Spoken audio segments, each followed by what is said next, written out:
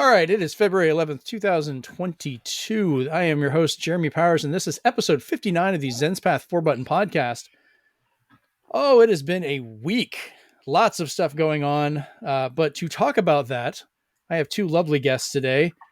Joining me from all the way down in the land of Disney, Rachel.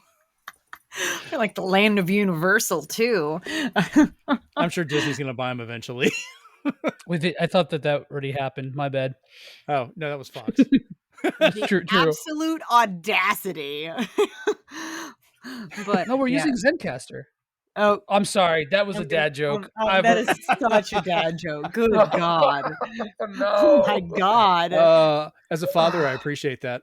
I approve. Wow. I live vicariously through you, Jeremy. Thank you. But yes, hi. I am Rachel. Oh, she's not liking that one. Joining us from the top of the country, up in, I believe it's Chicago. You got Joey. it. Mm-hmm. Hey, thanks for having me again. It was a lot of fun last time. So yeah, we just can't get rid of you. Just keep showing back up. I know. I wasn't even invited. I saw that you guys were recording, and I just jumped on. My bad. It's an open invitation at all times. And who we kind of wish was with us, but he was not feeling that well. Our friend Amon, we wish him to get better soon. And hopefully he's resting and chilling out when he hears this. At least he knows we're thinking of them. We're thinking of him. Why did I say them? Amon's only one person. Yeah. All right. Y'all just going to leave me on that one? All right, cool. No, sorry. My dog was distracting me. Oh, you're fine. So let's go ahead and we got a lot of stuff to cover today. So we'll do what we've been playing, what we've been doing, some of the news, and pretty much, as everyone knows, we're going to end the show basically talking about the Nintendo Direct. So we're just going to skip the roundtable this week because holy crap, we got a lot to cover. We've got a lot to unpack. A lot. So I've been watching you guys stream some games lately, so I want to hear about these. Joey, let's start off with yours. What you been playing, man? What you been doing? Let's see. I just played through. I'm still continuing. I'm at the very tail end of my Shining series playthrough, which I was still doing when I was last on here. So right. I just finished Shining Soul 1 and 2. And funny enough, as I said before, I started Front Mission 2 like a day or two before the Direct. So that was a good time. Nice. To do that. Yeah. Yeah. And funny enough, and Radical Dreamers. I didn't actually play it. I was just like showing my girlfriend Radical Dreamers. I was mansplaining Radical Dreamers. It's funny how many people don't know about that. Yeah, no, exactly. Most people aren't. That was a surprise. To steal my lovely co-host Frank's joke, I was just sitting on the couch with my legs spread out as far as I can go, and I was like, "Look, babe, there's a guy, and he gets in another world, and he's not really him, and there's a whole machine, and yeah." So I did that. So then I willed the Direct into existence, basically. Honestly, you did. Mm-hmm. Yeah. So I have to mention your last stream, at least not the last one, but the one I was in there chatting with, was absolutely hilarious, where we tried to get you to basically do barrel rolls and jump over everything as people threw money at you. I got my first Twitter ban because I made a joke about you jumping off of a roof, which I was nice and said only a single story. I'm not a monster, into a bunch of snow. And they took it as me telling you for self-harm and banned me for a day. And I was like, well, that's new. Twitter's so touchy. Your loss. Everyone is so touchy, honestly. Yeah, and the funny thing is, before they banned me, like Joey liked the comment, was like thinking it was funny. It was a passive aggressive like, Jeremy. I didn't actually like it. Can I just say, I'm going to try not to swear. I'm going to do my best not to swear. A little bit of swearing is fine. Okay, if I could have one swear, I'm going to say it. This is your PG-13. Get it? You got one F word. Yes, that's fair. One only. Yeah. True. So each of you. Who is a cop? What kind of cop do you have to be to report something on Twitter? Like, I could understand if it was like actually like hate speech or like something racist or sexist or like bigoted. But it was very clear the context that you were posting. And so for somebody to be that much of a cop, like, first of all, fuck 12. Secondly, why? I don't get. I don't necessarily think it was a person. I think it was just, one of their bots that just trolls. Well, So I thought that the way they too. worded it is it said it was reported. So I was like, Mhm. dang. Yeah, So that's what that that's. means Yep. so here's my thought. It's somebody that you have already blocked that has made maybe another account, Okay. Yeah. possibly. I That would be my doubt guess. that, But but I I don't don't know. know. I don't know. I just they told me they were like, you can go ahead and delete the tweet and we'll reinstate you, but you'll agree that you made the mistake and when you delete it. And I was like, oh hell no. I will not sit here and wish anyone self-harm or any of that stuff. I may get annoyed with you, but I am not gonna do that. And I was like, I'll take the ban over agreeing that I did something wrong. Like, Yeah. screw it. And that's what I was joking with Joey. I was like, I guess I'm getting a night off from Twitter. So Allowed you to step back and cool off. I was yeah, so so I just pissed. by morning it was undone, and I was like, "Yeah, dang right it was." Like, yeah, that's just ugh, That was a hell of a stream, though. my goodness. Thank you guys for tuning in for that, though. That was nice. It was really good to have you guys like chatting with us and hanging out. I had another question about that. So I guess you guys get on there, you're playing the RPG for the time that everyone's talking and doing stuff. And I guess Frank or some of the other ones will continue leveling and playing some off the stream, and then when they come back, they're ready for another part of it? Or do you only play it on the stream? So, the way that we do it, because Frank plays the whole thing by himself. Gotcha. None of us play like we do a couple bonus. We've done a couple bonus streams where Mhm. I have taken I've played a game by myself, like not a game that we play for the show, but like we did Shining Force 2. I did Shining Force 2, Mhm. and I did Shining in the Darkness by myself. But in that case, Frank was just watching, and the other hosts were just watching, and I was playing for once, which was good because Frank got to finally throw the poop that I throw at him back at me, and that was nice. But basically, what happens is like just for the because we only stream 2 hours a week. We don't really want to waste that much time, Mhm. and so like a lot of these like older RPGs, like yeah, you can beat them without you could definitely beat Shining Force without grinding once, like I did Right. recently, but like just to make things easier and to take less time on the stream. Bless you, by the way.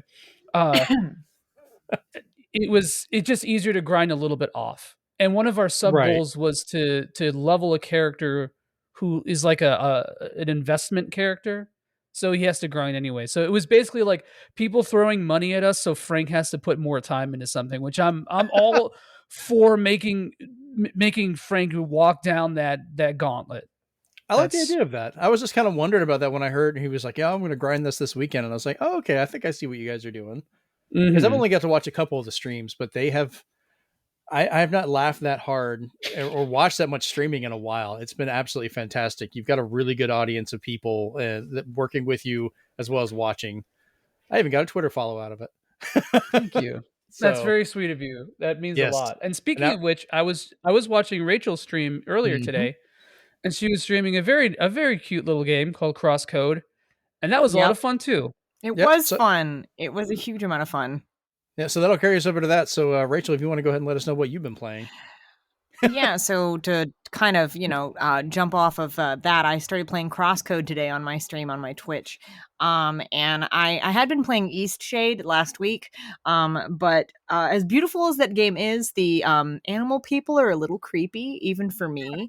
And I'm not easily creeped out. But this is coming from the girl who was absolutely terrified of the movie The Dark Crystal for a Oh number of yeah. years. Not this. No, see, here's the thing. I wasn't afraid of the Skeksis. Those were Right. fine. Those did not terrify me. It's the long-faced main characters. I Oh Those see that. No, I yeah. see that. I creep me totally out. do. Like long-faced, like anything. Heebie-jeebies. Now I'm not as bothered by it. I can watch the film with literally no problem at all. But East Shade, I think I'm gonna have to play it in spurts, or until I forget, of course, that I'm a little creeped out by the animal like people. But Crosscode, really Uh-huh. cool, honestly, gorgeous. Gorgeous game. It's a 2D like action RPG with some like ranged elements. It's got some Zelda-esque puzzly shit. There it is in there. But it's and Shit is fine. honestly, it's a pretty difficult game on the normal settings. So I actually had to turn those down because I was dying, like literally in the first like 30 minutes of the game. And I'm guessing I'm just not fast. And this game does require you to be a little fast with your dodging and your movement and stuff like that. And I am not fast when it comes to those kind of things. Um but I'm having fun playing it. I'm having a lot of fun playing it for sure, and I'll probably end up streaming it again. I don't know if it's going to be tomorrow if I play Crosscode or if I play Eastshade. I don't know. But I'm having fun with it. And what was really cool is I had a brand new viewer in there that had never been in there before. Solstice popped into my stream, which was nice. Aw. It was Nice. very sweet of them to do that. And they also like followed me too. And it was nice to see both of you guys as well. Oh. And I think honestly, this was the most viewers that I've had simultaneously for quite some time. So that made me feel good about myself. So it was Good. awesome. And I then couldn't stay too long because I had to wander off. I was at work, but I was like, I'm gonna get in when I can. yeah. And then speaking of also my Twitch stream, I recently finished the game Strange Horticulture. I know I mentioned that the last time that I was on here. I watched it for a few minutes and I was like, I don't get what's going on, but it looks interesting. So you're in charge of this horticulture shop. It's a plant store essentially. And these customers come and request certain plants to solve their problems, whether it be like well, someone's okay. Are you all right over there, Joey? Yeah, no, It's my all girlfriend good. dropped something. Nice. Yeah. I'm not It editing wasn't it the out. dog, it's fine. Don't care. Oh, good. The dog I'm is so fine, yeah. glad. You didn't throw the As long as the dog. dog's Don't throw your okay. girlfriend either. She wouldn't like she's that. bleeding. Her head's cracked open. She'll Oh be no! fine. Oh no! Quit Hey, throwing Kelly, don't living go to things. sleep. But and you know, these plants solve these problems, and as you solve their problems, and as you identify plants, and as you water the plants, you collect like these tokens to then go out and explore the map. And then depending on like these puzzle letters that you've gotten, you can find other areas on the map to get you more plants. And it was very interesting, slightly spooky, mostly calming. And after I completed the game, and I got a pretty good ending. It was I don't want to spoil it in case other people listening might want to play it. But there's like it's plant related. there's like a dozen endings, like a dozen, like if you do like the certain like range of actions, you'll get this one, or if you decide to do this, you'll get this. Like there's a dozen of them. And then also like I didn't end up labeling all of my plants before I ended the game, but at like the end of it, you're able to do some kind of post game stuff, which is like one of the NPCs can help you, like finish discovering all the rest of the plants. And I think I discovered about 80% of them in my playthrough, and I liked it. But I'm not going to play through the whole game again just to get a different ending, because I liked the ending that I got and it felt very complete. But like, perfect. There's there's a good ending, there's a super good ending, there's an ending where you then get to see all the endings. There's like, it was just felt super convoluted, but I liked the game when I played it. I've uninstalled it, of course, because I'm done with it, to save space on my computer. But yeah. And then also, I'm playing through a couple of other games too. Like, since I started watching y'all's streams, Joey, I've begun replaying Golden Sun on my Game Boy Advance. I play it on my lunch break at work. And that's also the funniest thing to watch, is me like pulling my Game Boy Advance SP out of this little carrying case that I have when I sit down and start eating my lunch in the break area at work. And I'll all of a sudden I'll like notice like half of the people around me are looking at me like, oh my God, what? You get that Twin Peaks moment when you're like, everyone's like, what year is it? Yeah. What's going on? Exactly. Like I haven't seen one of the, like, no lie, like someone in a very like professional looking nice suit came up to me and was like, I haven't seen one of those in years. What game are you playing? And I was like, Golden Sun. And they were like, I've never heard of that. And then I'm like, he was like, I'm going to go dig up my Game Boy Advance and go and find that game, because he sat there and I showed him the game and he was fascinated by it. And I was like, well, good luck finding it, because it's pretty expensive now, a copy of Golden Sun. No lie. I actually have extra copies of, I think, all 3 of them. Yeah. So I might just have to. Dark Dawn is still pretty cheap. But, yeah, Dark Dawn is, but the other 2 ones are not. Ooh, I hope my copies never die. I mean, all you got to do is replace the batteries, the battery. Mm-hmm. But I think that also totally screws up your save when you do that. But it does. It could. I'm actually getting a piece of equipment that if it came down to it, either you could send me your cartridge, I can back up your save, change your battery, and then put it back on the cartridge.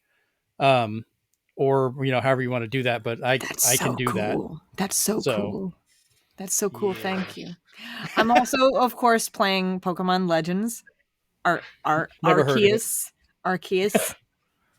Because they don't want us to call it the other thing. Thanks, Europe. And then also, I, for whatever reason, just on a whim, decided, you know what I want to play? I want to play the Pokemon Ranger games again. And I whipped that out on my DS and started playing that the other day. So I'm playing 3 games right now, which is about par for games I play simultaneously. Because if I just play one, I will blow through it in one sitting, and that's not healthy. I was a little sad because I was expecting another game that I've been looking forward to for some time to arrive today. It's called Edge of Eternity. It's by some. I just watched a trailer of this. Yeah, it's by a French developer. It's been on Steam for a while, but I've been wanting it on consoles for a while, and I had pre-ordered it for PS5. I don't even know how long ago, but it began its development around the time Final Fantasy 15 was in development, so it drew a lot of inspiration in its character design from that. And it's made by a French company, I think, and the fun thing about it is the music for the game was composed by Yasunori Mitsuda, which you'll probably recognize that name from lots of things. Because he did Chrono Cross, Xenogears, all the Xeno. Well, the Xenoblades on top of other people, but he was the main composer for most of them. I think Xenoblade Chronicles, the first one. I want to say Yoko Shimomura also helped with that. At least a few songs. Y'all know names way better than I do. Yeah. Well, see, I'm one of those people that pays very close attention to video game soundtracks.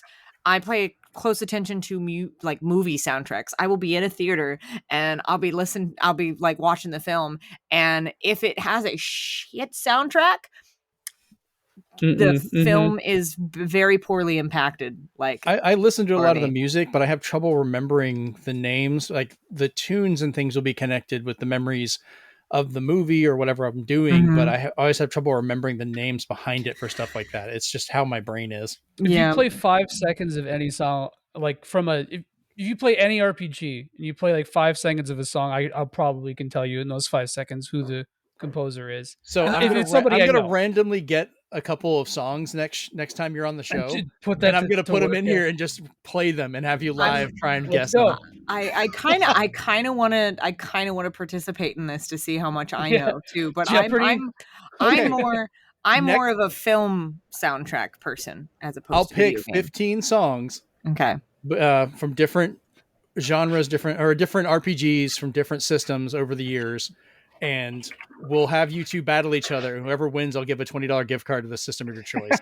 Oh my God. Do that. I will do it. Oh, damn. Oh, damn. Burn through mine on accident. But, so that'd be funny. That's what I've been doing. I have nothing super new on my end other than that. Okay. Quick question. When you're talking about you have that fear as a kid of the stretched out face stuff.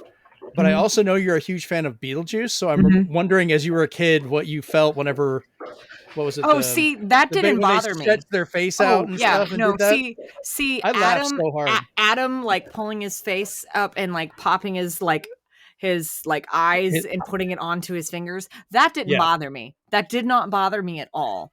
But for whatever reason, humanoid long faces that are obviously not human, like got me. And to this day, like when the Dark Crystal series came out, like when that trailer came out, like my mother even asked me, she's like, "Are you going to watch that?" And I go, and she's like, "You're not still scared?" And I said, "No, I'm not. But I'm just like, I'm remembering being afraid." Right. It's still that uncomfortableness. Did you play the game, by the way? The Dark Crystal game? Like No. the SRPG? No. I did not, no.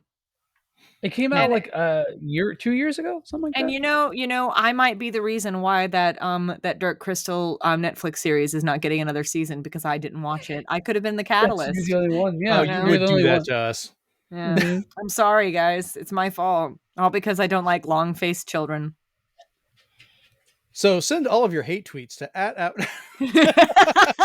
Don't do that. Leave her alone. All right. So I've been, we'll go into what I've been playing, I guess, which I have been playing a crap ton of Pokemon Legends Arceus. Like it's so much fun. It's so addictive to play. And I don't even mean that in a bad way. Like it's keeping my attention. And I've been looking at this lately for my gaming habits, kind of compared now that I've gotten and I know I keep bringing this up, but it's still kind of new to me for all this stuff, but I have my ADHD diagnosis and everything, and it makes a lot more sense. Mm-hmm. But I've been looking at how my gaming habit is, why it's so hard for me to finish games. Like if I get to a point I'm playing in something and I hit that wall, if I'm not having fun anymore, I'll just drop it and go on to something else because I'm constantly looking for something different. It's just lost it for me. Pokemon has not really hit that. Like it started to, and I got frustrated. And then I realized that no, they actually have a pretty easy way to let you continue that takes that stress away. And I was like, all right, I'm back in. Yay. I made literally a 15 tweet long thing talking about that and my other ADHD stuff. And like the day before I got through it. The best thing about the game is that like some people aren't even like out of the first area and they're already like halfway, like they're taking their sweet ass time going through the game, which is, I think, is important and what you should be doing in games of this size, because we don't know when we're going to get another mainline Pokemon game. We have literally no idea. Next year, that's what they've been doing every single year. Yeah, let's do it at E3. Yeah. But I mean, I've been really enjoying it. I am close to the end of the actual story, which I'm hoping to actually finish the story, which would be nice because it's another game I've gotten through to completion, which is great. And then there's a lot I can do afterwards, but I'm still having fun sneaking around, catching Pokemon, trying to be more of a little, sneaky crap about it to get them when they're not looking. But like I've got the Pokemon where I can fly around, and I've, had some of the darker parts of the story. And I think I made the one way or the other choice you have to make at the end of the game. So I'm that far in, but it's been really good. The other game I've been playing is Uncharted 4, A Thief's End. Oh. I had the Uncharted games on the PS3, on the PS4, but I didn't really, I got them, but I didn't have a chance to play them. They would always get fallen on the wayside. I love the PS3 ones. I played the living crap out of those originally. And I decided to pick this up, which was the same night I got Pokemon. So I didn't touch it for a little while. Yeah. Finally loaded it up, and Uncharted 4 is very catchy to play. And then what really got me, which I know I'm going to end up finishing it, but it's going to be on a set schedule, is Amanda came in, sat down and started watching it. And she's like, I really like this. Like it's a movie to her. Yeah. So I'll finish it, but I'm only going to play it when she's there. So I'll get through it eventually. But man, that game is absolutely stunning looking on the PS5. Like they did a great job with the port. The way it runs and looks is just fantastic. Like I never got through like the first game because I remember I got pretty far into it, but I went into this room. It's like this big stone room. It's got water in the bottom. It's got boxes stacked up and all this kind of stuff. And all of a sudden these people start shooting at you. And for the life of me, I cannot get out of this room. And yeah, some of the areas were a little tricky. Like I remember having to struggle with some of those back in the day. but So maybe I'll that's pick it up again. Who knows? But I do remember playing the first game a little bit, and my dad sat down and watched me play a lot of it because, and he doesn't like video games like at all. He doesn't understand them or whatever. well, But Amanda.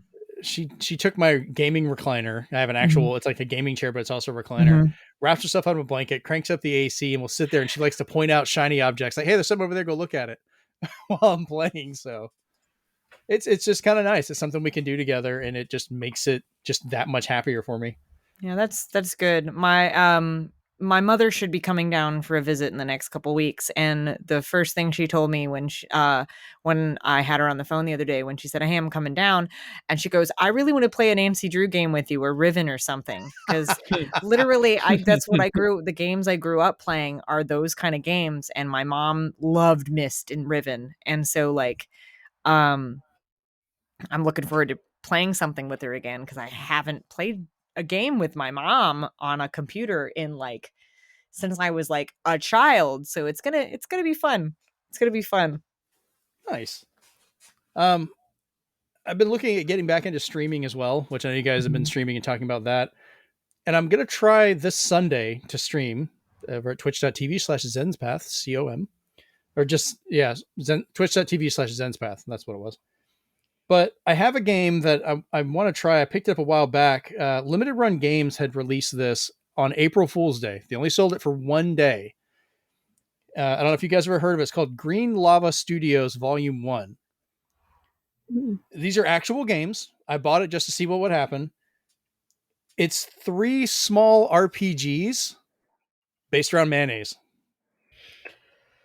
Yeah. I hate mayonnaise, so that sounds totally unappealing to me. That's I am bothered by the description that you have just given. yeah, that's painful, man. I don't know. It just it looked so stupid, and I was like, you know what? This is a Oh, ridiculous game. is that My I should. Name Is Mayo? I don't know. It's literally just called Green Lava Studios Volume 1, and it says there's 3 games in it. Because I know I was there's 2 My surprised they Name sent Is it to Mayo me. games. Oh, that'd be funny. It's got a very nondescript, like gray colored muscle guy holding a thing of mayonnaise on the front. It's kind of messed up. That's really wild, man. But I think that's just dumb enough to try and stream. Like I could just laugh at this and play it for a bit. So I'm gonna try that. We're gonna play that stupid game this week. Well, I would tune in on Sunday, but unfortunately, I will not get home until almost 10 o'clock at night, and then I have to get up at 4:30 the next morning to open. Oh, So, lovely. That's yeah, lovely. it's not Well, lovely, but here we are. That's my job. I'll play the mayonnaise game by myself. I'll be there if I can. I will be there in It's no spirit problem. regardless, but I will try to make that. It's probably gonna be the most unappealing game for so many people. They're just like, oh, it's got what? No, we're out. Mayonnaise? I mean, I'm interested in Mayonnaise? seeing because if it is My Name Is Mayo, I've never played it, but I think My Name Is Mayo is like one of those games that people buy because it's like a super easy platinum. Oh, So okay. I've heard that I know that that's like a meme that you have the My Name Is Mayo plat. I don't actually know what's required for it. That's just what I've heard. Man, I don't Yeah, like I know. said, this was sold by Limited Run on April Fool's Day last year. So I was like, screw it, I'll go ahead and get it. It was only like $20, and or it was $30 at the time. Oh yeah, it is. My Name Is Mayo. My Name Is Mayo 2, and There Mr. you go. Sagi. What? That's the 3 Huh. games. All right. Weird. Well, I guess I'm getting some trophies. I don't know. I don't really care. I just wanted to play something stupid. Mhm. But I'm trying to get it set up where I can dig through my random library of craziness and just play games people don't ever talk about or don't even remember half the time, you know? All right. I So love that. I love that concept. I just like having fun with it. Like I'm looking forward to I want to go through some of the demo discs with other people so we can laugh at the stuff that's on it. Those videos and game demos for games that never came out and stuff. Can That sounds I very entertaining. real quick ahead. go back to what you were saying about ADHD because Yes. I have that 100%, and Yeah. my like for me, I can't really concentrate on stuff. It's like the inability to focus like really destroys my ability to be productive. So like the only way for me to check it in terms of like behaviors, Mm-hmm. apart from, I mean, there's like, REBT and stuff like that you can do, but like in terms of like actual behaviors that are actionable and like related to my interests.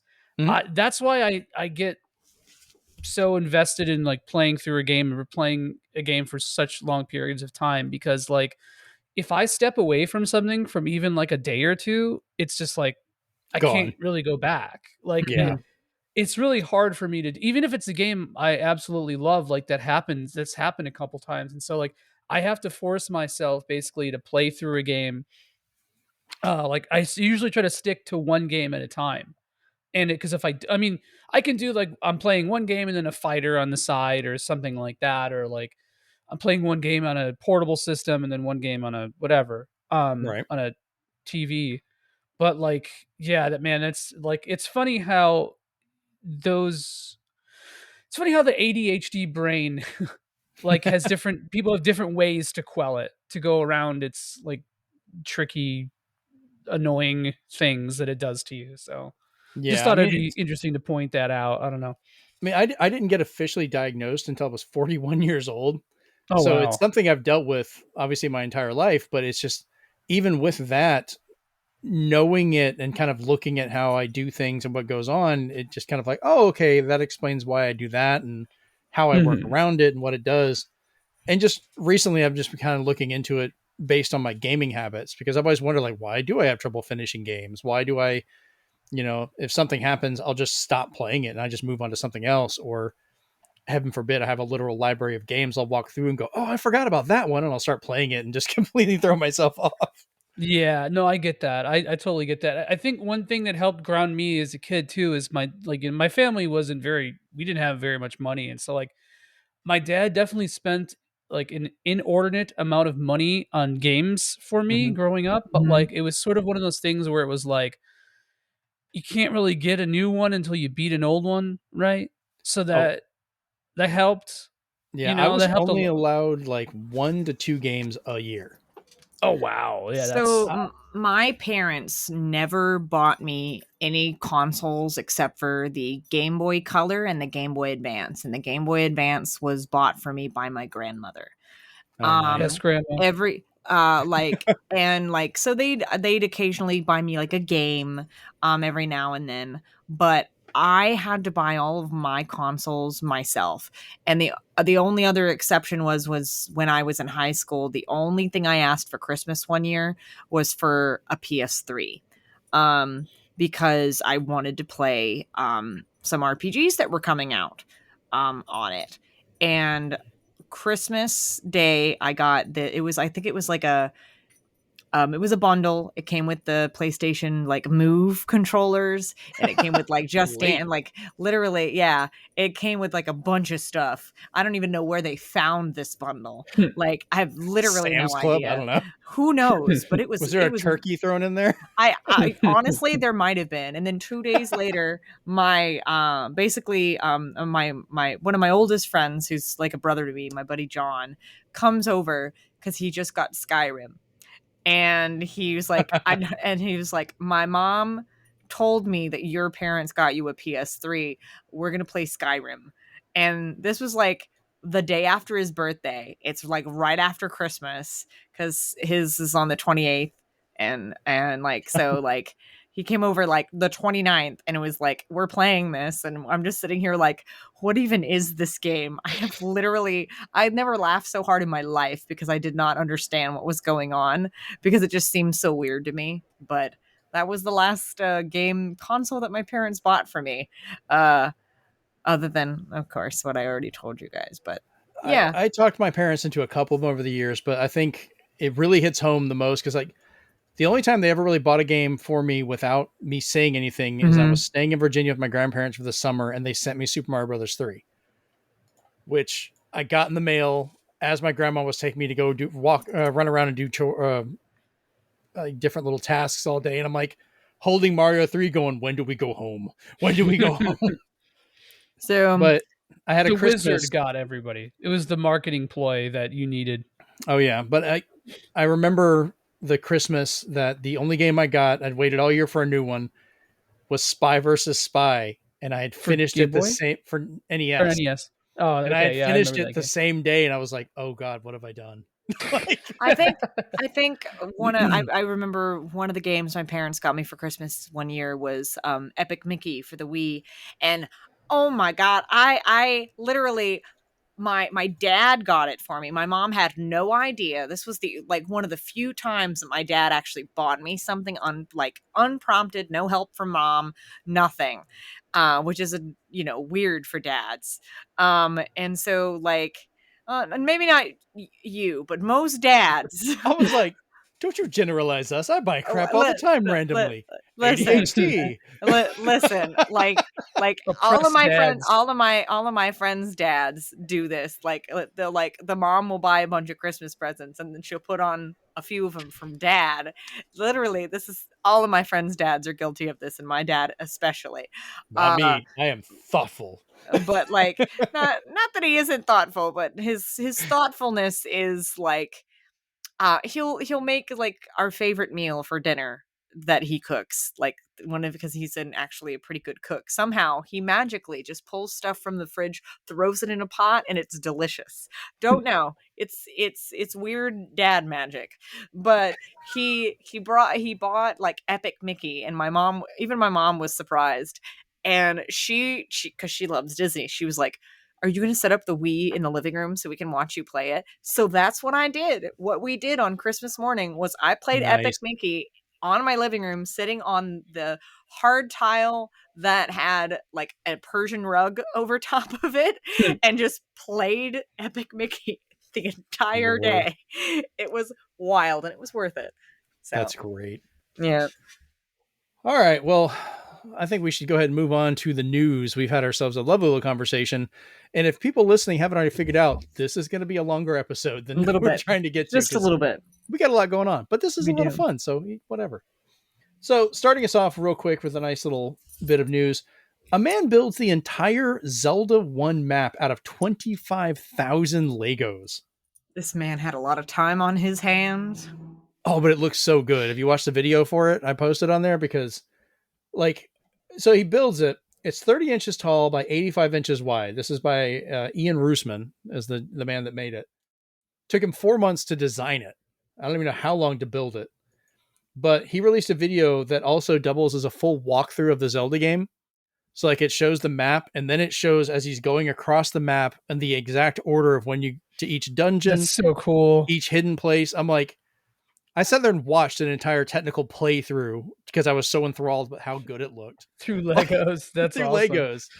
That's pretty innovative, actually, because I can't think of another instance where someone has done something like that. So that's actually really cool.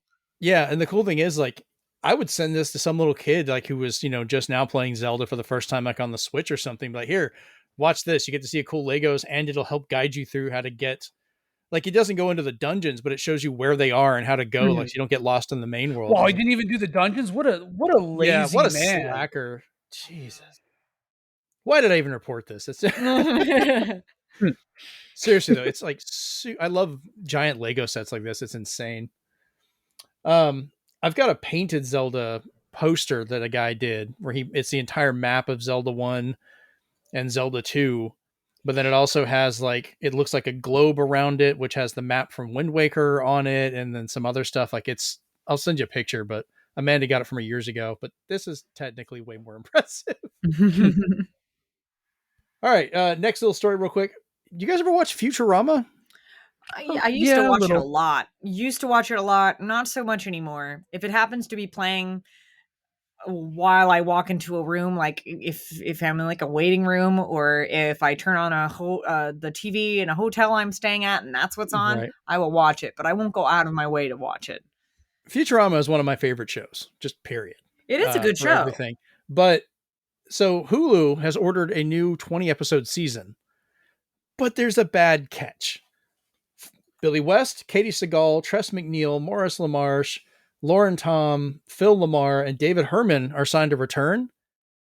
No John DiMaggio yet. No voice of Bender. It's always Waka.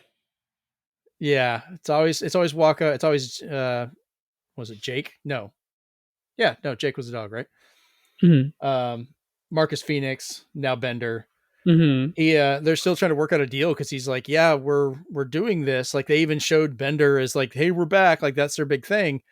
But he's saying like, you guys aren't paying us enough for the work and everything we're doing. Like he's holding out to try and get a little bit more. And I think, they're talking about trying to recast him, but I'm like, voice actors work their butts off. Like that's not an easy job. And he voices a huge part of the cast. And that's his prerogative to ask for more, especially with the type of voice that is, and probably the strain that might put on his vocal cords, to continue to do that. Because if there's the way Bender talks and how like rough, he speaks, voice acting is not easy, and I don't know why people think it is. No. I mean, sometimes you get lucky and you can have a good voice that's not difficult to do. And I think Bender might actually be that for him because he's also so natural at changing voices. I can't tell if he's having trouble or not. Like, I really don't know. David X. Cohen and Matt Groening have both come back to produce and to make this. I love their quotes though. David X. Cohen stated, "I'm thrilled to have another chance to think about the future or really anything other than the present." Honestly, that is such a mood. And then Matt Groening, he quoted, "It's a true honor to announce the triumphant return of Futurama one more time before we get canceled abruptly again." Well, at least he's not setting himself up for a disappointment. No, I mean, and that's my worry. Futurama got canceled 4 times. They had 4 different endings, and all of them were actually really good endings. Like if they had ended the show, it would have been a good ending. Most shows don't get one good ending. I'm like, you guys are pushing it to go for a 5th here. Like, I don't know. I almost don't want them to make new episodes if they can't get the whole cast back. Like, it just doesn't feel right to me if Bender's not there because it's Bender, man. Yeah, it's hard to say. Yeah, but at the same time, it's like I feel like it's. So I'm on 2 camps of this because it's like I totally get asking for more money, and if it's like if the compensation doesn't justify the work, I totally get it. But if you're gonna hold up a production, I don't know. It has to. I don't know what the number is. It's hard for me to have an opinion. I know he publicly said he felt it was being lowballed. Mm-hmm. So, I mean, it is Hulu, so I can't really say I'm surprised because that's where the money's coming from. And we know who Hulu's parent company is. So. Mm-hmm. Right. Plus, I mean, it's not just Bender. Like he does a lot of voices and so does Billy West and a lot of them. They do multiple voices. Billy West's like half the cast. Like, I think a lot of the other cast probably agreed to return regardless of what the money that was offered, just simply because they wanted to. Well, out of all of them, John DiMaggio is still like super busy. He's still doing Disenchanted. Every once in a while comes back and is doing other voices for Adventure Time when that comes up and a bunch of other shows. Like he's constantly doing stuff. So his time is tight sometimes. That may also be part of it. Like, hey, you're not working around this. I don't know. We'll see. If the season sucks, I still have the old show. I'm not going to like cry about it and be like, it's ruined. Yeah. My childhood is ruined. Well, okay. My early adulthood is ruined. I'm old. Ooh. Oh man. I'm probably closer to the Doc's age. So this next story, the professor, this was kind of a fun one. Sony is buying Bungie for $3.6 billion. Remember, you got to do the little pinky thing. $1 billion. So employees weren't even aware this deal was happening until it broke in the news. And then they had a meeting to tell them where, that was kind of a touchy one where their main boss just kind of like, yeah, this is happening and walked out early on it. Blizzard has stated that Destiny will remain multi-platform and available on all platforms. Doesn't mean any future. Someone changed it to Blizzard. Why did it change? Good God. I was thinking about something else. This man's Freudian slips coming out in real time. No, it got typed to Blizzard and I just completely threw it off. Who changed that? Or maybe I did. I don't know. It was like it was like that before you said it, and I was waiting to see whether or not you were going to read it verbatim. So. I think when you highlighted it, it made it worse. My brain just read it. Yeah, it just happened. Put anything on the teleprompter, he'll just say it. San Diego. Good God. I almost said it again. Oh, Bungie. Bungie. Bungie has stated Destiny will remain multi-platform and Multi-platform. available on all platforms. Platforms. This doesn't mean future titles won't be exclusive to PlayStation. Destiny 3, but will they bring back Marathon? I would love if they brought back Marathon. That's the series I enjoyed. They did say the Destiny games would remain multi-platform, and Bungie is free to continue making games. So that's cool. Like they can do that. They just want some of their profit is what they want. So like, I literally just think Sony was watching the whole Microsoft Blizzard deal and just went, fine. Well, I think the timing of it's weird, but people are like, oh, this is their reaction. I'm like, these take months to do. You don't just walk up. Yeah. Well, they probably heard about the Microsoft buying it well before obviously it was announced to the public. Oh yeah. Because companies they know, they find out things, they know things, they figure it out. And then so they probably heard about it and just literally went, okay, well, fine. We'll buy this company. Yeah. Well, Sony announced that they're launching 10 games as a service titles by March 2026 for their via their Q3 earnings call. I just don't like that phrase. I don't get how they could support that many of them. Like if games as a service I get, but you're only going to get so much in return because not everyone can support that many of them. You know, do they have the bandwidth? Do they have the bandwidth for that? Is my question. I was curious if they meant first party titles or just games as services, like all across the board, third, second party, whatever. First party, like Sony is developing 10. Yeah, man, that's a lot. Yeah, that's a number. 10 even with their acquisitions, 4 years? Like that's, I don't know, man. It's kind of concerning. That's how many? Let's see. Because like Destiny is already kind of a game as a service. That would be two most years and maybe 3 every other, like that. That's a lot in 4 years. And if you're making that many, how long are they going to last? How many are going to die? And then how many people are going to put money into it and, have an Anthem happen where they end up not supporting it and it dies off and you've wasted your money. Like I could see Sony getting away with 1 or 2 of them. And I think they'd be really good. I mean, they've got Destiny tied into one of them, which is a very successful one, but you only get so many of those. Like look at MMOs, like, Final Fantasy 14 managed to become the big dog, but World of Warcraft's still sticking up. Yeah, it's not going anywhere. How many other ones are really out there that are solid before everything? So right, it's hard to. People can't divide that much. It's like streaming services. It's getting to the point it's ridiculous. People can't keep paying for all of them. You got to start choosing. Well, Netflix just hiked up their prices again. By the way, I know. And Amazon. Well, they're going to. Amazon does not freaking need to, especially with what they've just done. Disney's doing it too. I just don't know why. Like, I don't understand why. Greed. It's so stupid. Pure greed. You get all high and mighty about that. I'm restraining myself to not go into another rant. I'm just. It's a safe rant zone. Do what you need to do. Thank you. I feel seen and heard. Right. Twitter shouldn't ban me for Here Are You, so we're okay. Self-harm, yeah. No.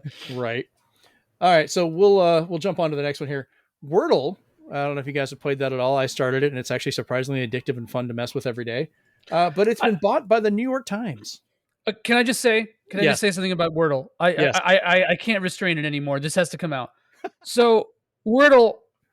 So I'm not gonna be that dude who poops on like the popular thing, because like I think the lamest thing you can do is poop on something just because it's popular. Right. Like, so I need to have this aside before I begin my thesis here.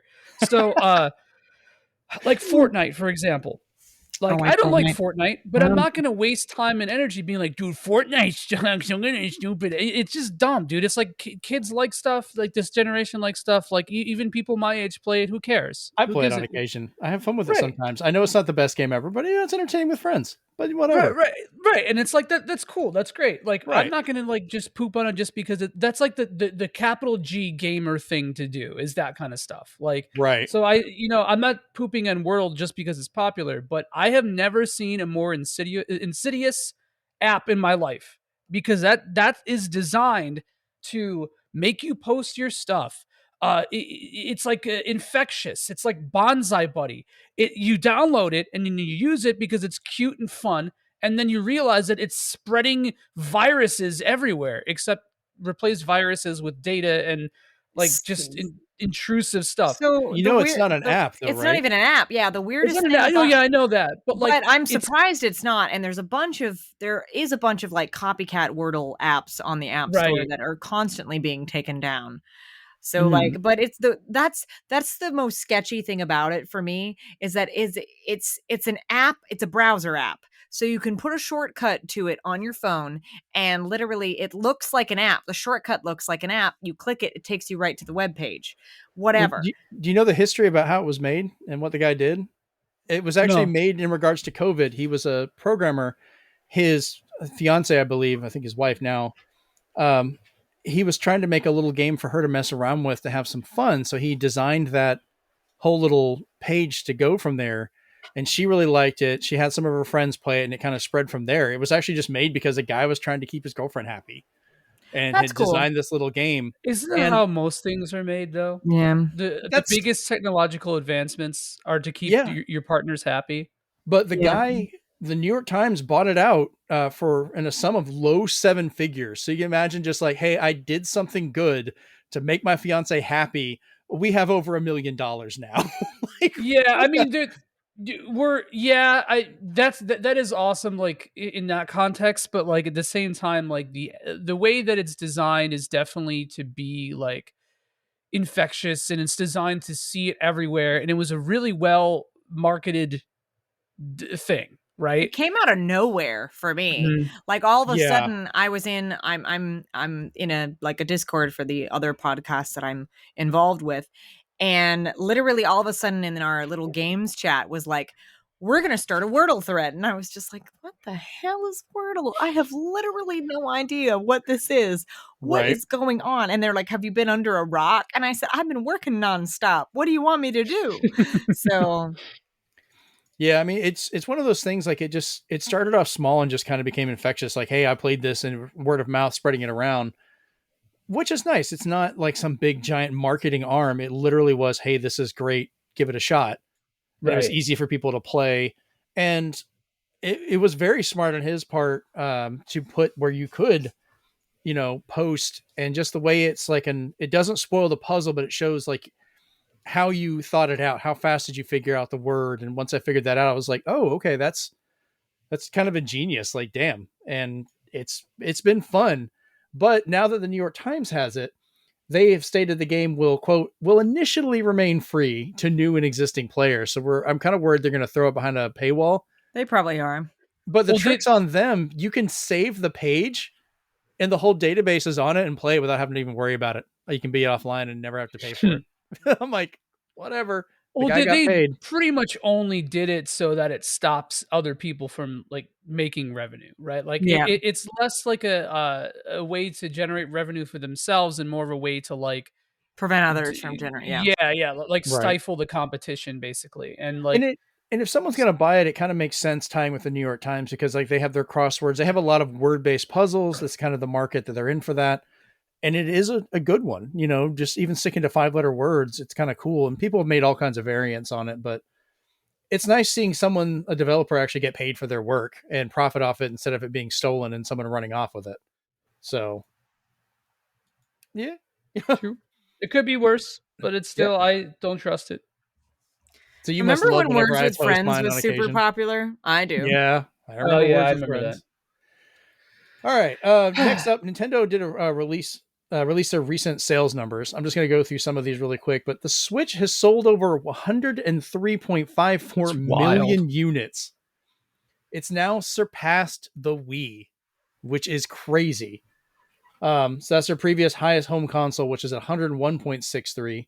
The only systems that have sold more than this system now are the Game Boy, at 118.69 million, and the Nintendo DS at 154.02. I think the PlayStation 2 is up there as well. That's the only. Yeah, So 150. there's What PlayStation 2 is like 155 million? yeah. So the PlayStation 2 is the highest console. The DS is the highest portable, and it's a lot of people think it could actually hit the DS numbers. Yeah, DS is literally a million short of PS2. That's wild. Yeah. Um, If the Switch knocks the PS2 off the pedestal, I will simultaneously be happy and sad at the same time. yeah, so there's two things about these numbers that I find really interesting. Mhm. And one is that even if the Switch, there's a Switch 2.0 or something, Right. that ends up being a separate console, it probably will have backwards compatibility. We kind of touched on this the last podcast I was on with Yeah. you guys. Yep. But even if it does, um, that will definitely reach up to 155 million. It'll definitely beat PS2. Um, Another thing that's really interesting is, the PS2 had a huge lifespan. It was It did. supported Yeah. Oh long my god. after the I PS3. I Brazil. I Mhm. think it was still supported well into the PS4's life. Mhm. Like, It and the was. PS4 is still alive too, but like I remember it was God only a couple of years ago when Sony was like, "Oh yeah, no, we're not going to be doing PS2 services anymore, like anywhere." Like Hmm. they like stopped it in certain countries and then slowly petered it out with the rest. And I literally felt like it came out of nowhere because I was just like, I didn't even know they still worked on them. So, And the thing about the Wii that I find really interesting is that the Wii and the PS2, even because the PS2 was basically a multimedia player. Everybody knows Mhm. that story about DVDs and blah blah blah. Right. But the thing that's interesting about the Wii is that the Wii had a huge resale market comparatively. Oh Um, yeah. because so many people bought it, the novelty died in 6 months and then they sold it, right? Um, to GameStop or to a secondhand, thrift stores. So the thing is that, like, despite the fact that the Wii sold so much, it also circulated a lot more. The Switch, relative to that, is nowhere. People keep their Switches, Yeah. right? So the install base on or the they upgrade Switch it to a newer model. to a newer model, yeah. The install base on the Switch is way more active than the Wii. So, like, because a lot of Yeah. the Wii's sales were passive sales. Like I said, so I mean, not that like a bunch of people don't buy a Switch and play it once and forget about it, but compared to the Wii, it's way more active. And so, Yeah. and then you have these storefronts and blah blah blah. So, not only did the Switch overtake the Wii, but it's like so much more profitable, like Yeah. Well, beyond your wildest dreams, more profitable. So, right. Well, the thing is Yeah. with these, like pre-owned sales don't count towards these numbers. These are just oh, new of course, yeah. that are sold. I'm just talking But like in terms of yeah, like culture, like how that right. affects. Yeah. Well, here's the things of why I think the Switch can overtake the PS2 because the longest time the PS2 was going to be the high mark because it was the perfect timing for it. The Mhm. market was still smaller at the time for consoles because things weren't spread out as much. You would have a Dreamcast, a PS2, an Xbox, or a GameCube. There's only those four main systems at the time. PS2 selling for so long in so many countries. That's before cell phones. That's before, a lot of this other stuff came out for gaming as well. So it was just that perfect storm. Like they sold like Mhm. crazy. Right. Then, but now the more it divided out where people are playing streaming games, cell phone games, other stuff, it's too divided. The market may be bigger, but the pie pieces are smaller for everybody. Yeah. Right. So, but the Switch, it's a hugely popular console. It's a hugely popular portable. And if you look at it, a family would have one PS2. My family has 5 Yeah. Switches. Exactly. And that's not because of craziness. It's just each of us has our own Switch because it's a console and a personal device. Yeah. And then, like you said, if somebody upgrades and gets a different one, they usually hand that Switch off. So yeah, that handoff may not count for sales, but it sure as hell helping their sales numbers for the games. Oh, for Right, sure. For Yeah. someone else, it's a hand-me-down. And I marked a couple of the games that they had on here, and ironically, 2 out of these 3 had some updates we'll get to later as well. Mario Kart 8 Deluxe, just the deluxe version on the Switch, a game that was originally on Wii U and then got ported over with extra stuff, 43.35 million copies. That is the highest Mario Kart in history. It is period. a damn good Mario Kart. Also, like It's gonna get better, as we'll talk Damn about. fine cup Yeah. of Mario Kart. Yeah, Mhm. I love that. We need to play it online sometime. We do. Y'all can experience how good I am at it. I will beat every one of you. In 8, yeah, probably. I don't am know that one that brutal well. with that. Animal Crossing New Horizons, even though that's only been out for a little over a year, has sold 37.62 million copies. Even people who don't really like video games have bought a Switch just to play Animal Crossing. Yeah, I would say like this is a better example of almost like the Wii Sports effect for the Wii. Yeah, Is now it's Animal Crossing. the Animal My Crossing. God, that effect. Animal Crossing Switch, that is a special edition console I have never seen restocked that many times and for that long in history. They had them forever. They would just keep showing up and people are like, oh, that's great. I want to get the Animal Crossing one. It's so pretty. It is pretty. Yeah. It's such a pretty color. I don't really care about Animal Crossing that much, but like, damn, I love the pattern on it. And then Metroid Dread, for a Metroid game, sold 2.74 million copies. So that's now the highest Metroid title ever. It's like you put a game out on the Switch, it's going to break records for its series at least. Almost every game that's been on there has done that. It's nuts how they're doing. Now we just have to wait and see how Nintendo completely botches it next time.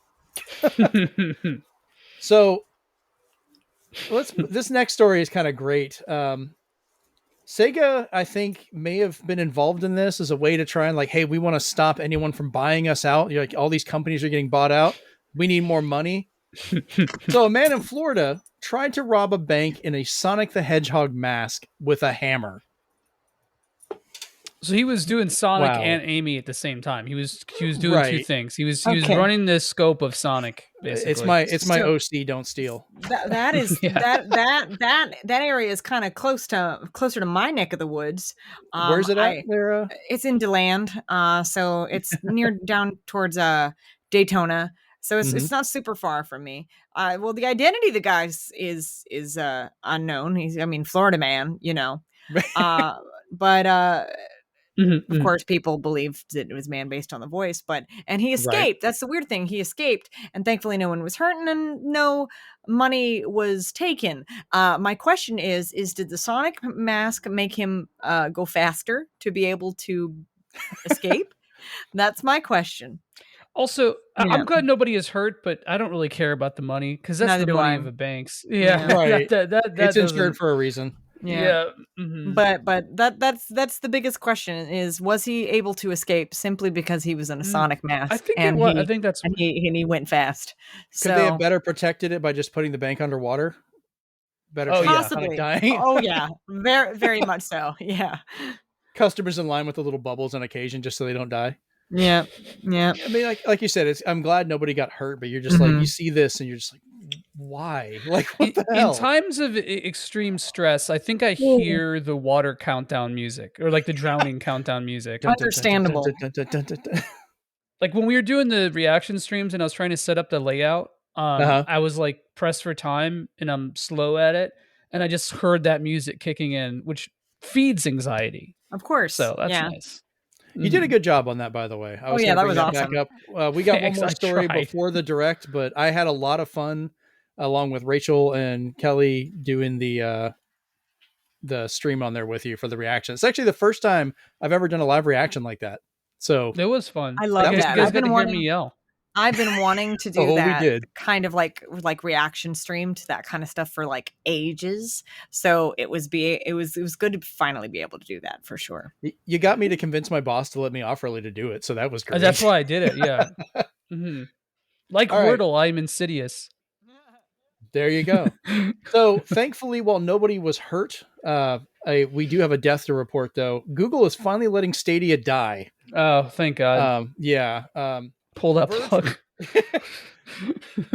So just so everyone knows, Google tried really hard to get me to try Stadia. They gave me for free their biggest package they have with it, the controller, the 4K streaming service, their 4K streaming device that actually has an Ethernet port plugged into it so it can get like wired internet. Even with that, I tried it as wireless on a 1080p screen to see how bad it would be, and I tried it on a 4K TV with my fast internet, everything connected to it. It was garbage. It was just, I was like, I don't like playing streaming games. It's horrible. You would think that with all the money Google has, it would have been a lot better because their phone, the Pixel, is really not that bad. It's very good. Yep, But I have the Pixel 2 still. But this is awesome. but it's also a search engine company that's making a high-end gaming console. It's not even a high-end gaming console. It's a halfway decent controller and a High-end. streaming yeah. There you go. High-end, air quote high-end. They wanted it to be high-end, but clearly they did not. Whoever they hired to make this kind of thing, no offense against them, but they weren't ready, man. They weren't ready. No. It was too market tested. I'll say that much. Yeah. Just broke an NDA. Okay. Anyway, go on. Oops. Go on. Let's go on. Yeah, I was part of that too.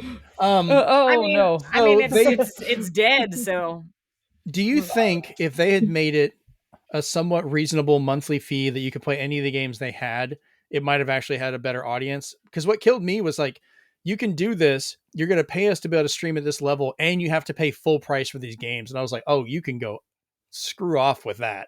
Like, I'm not paying for a game I don't get to actually do anything with. Yeah. But The Verge reports that a deal formed with online bike company Peloton, the people that will kill you with a heart attack, apparently. The service will now be called Google Stream. Service will now only focus about 20% on gaming, with the rest going towards, quote, playable experiences and online demos. So I actually think this is interesting because if you... the idea of like a demo system or like a demo component built into something else. Right. First of all, that's the most Google thing I've ever heard. Right. Like oversaturation. But like it actually kind of works in a way because it's low stakes and it's, Google's all about that marketing money. So it's easy to get people to pay them to put their demos out on their devices. So I think that's interesting, and also you're not polluting the game landscape with a stupid streaming console that you're charging money for. So that's true. Yeah, that's true.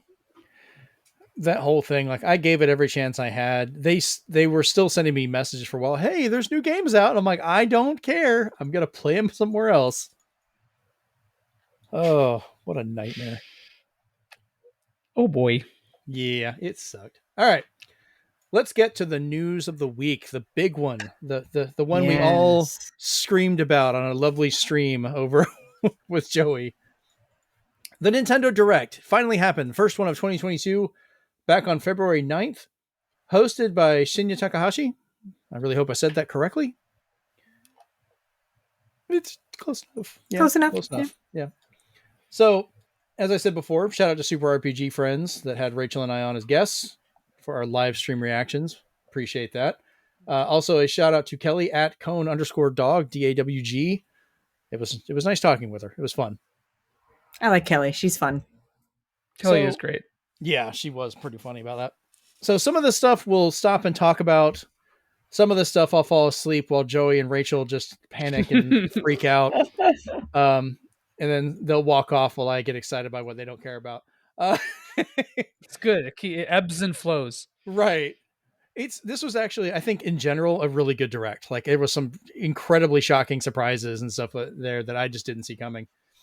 But to start it off was kind of a for me. Like, I know Jeremy's probably gonna be excited about that, my son, and I do like the Warriors games. But Fire Emblem Warriors 3 Hopes, based off the world and story of Fire Emblem 3 Houses, comes out June 24th.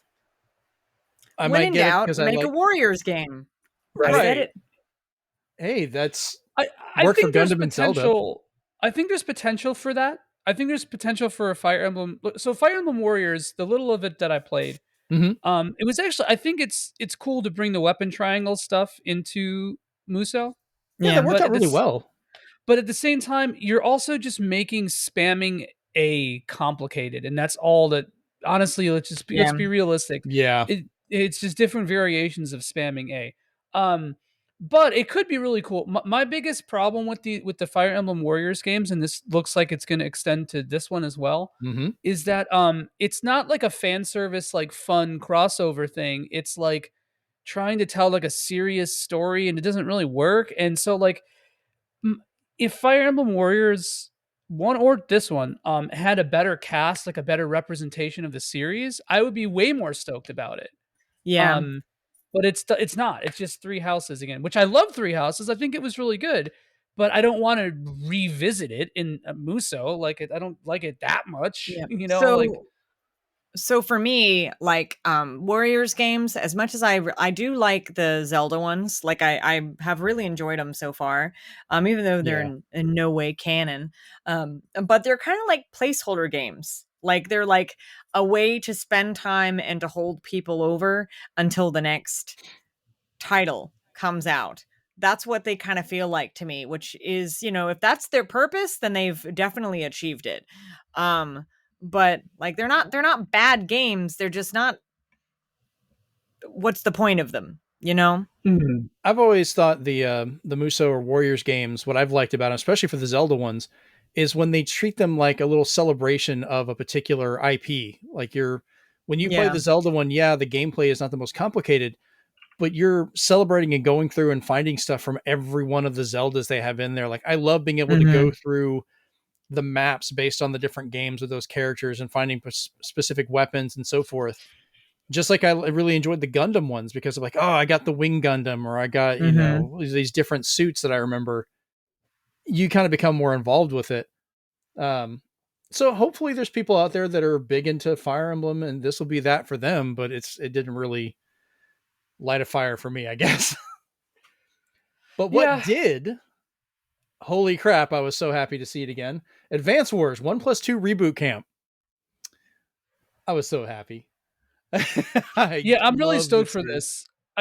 When I first saw it, I wasn't super into the art style, but now that I watched this trailer and I watched the other one again, I really like it. I think it fits it really well. I like the campiness of the voice acting, which is right now the people have voice dialogue, which is like they're all one-liners and it works really well.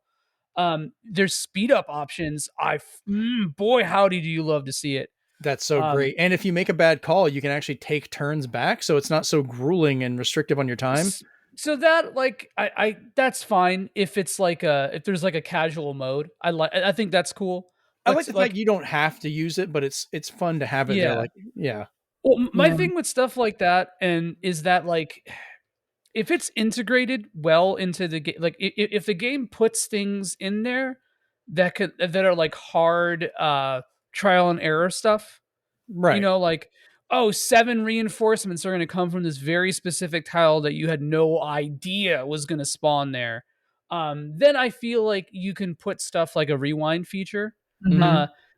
That being said, to me, I always think that features like that, especially features that are added posthumously or like in a new remaster or whatever, I feel like that should be like a separate mode or like just like a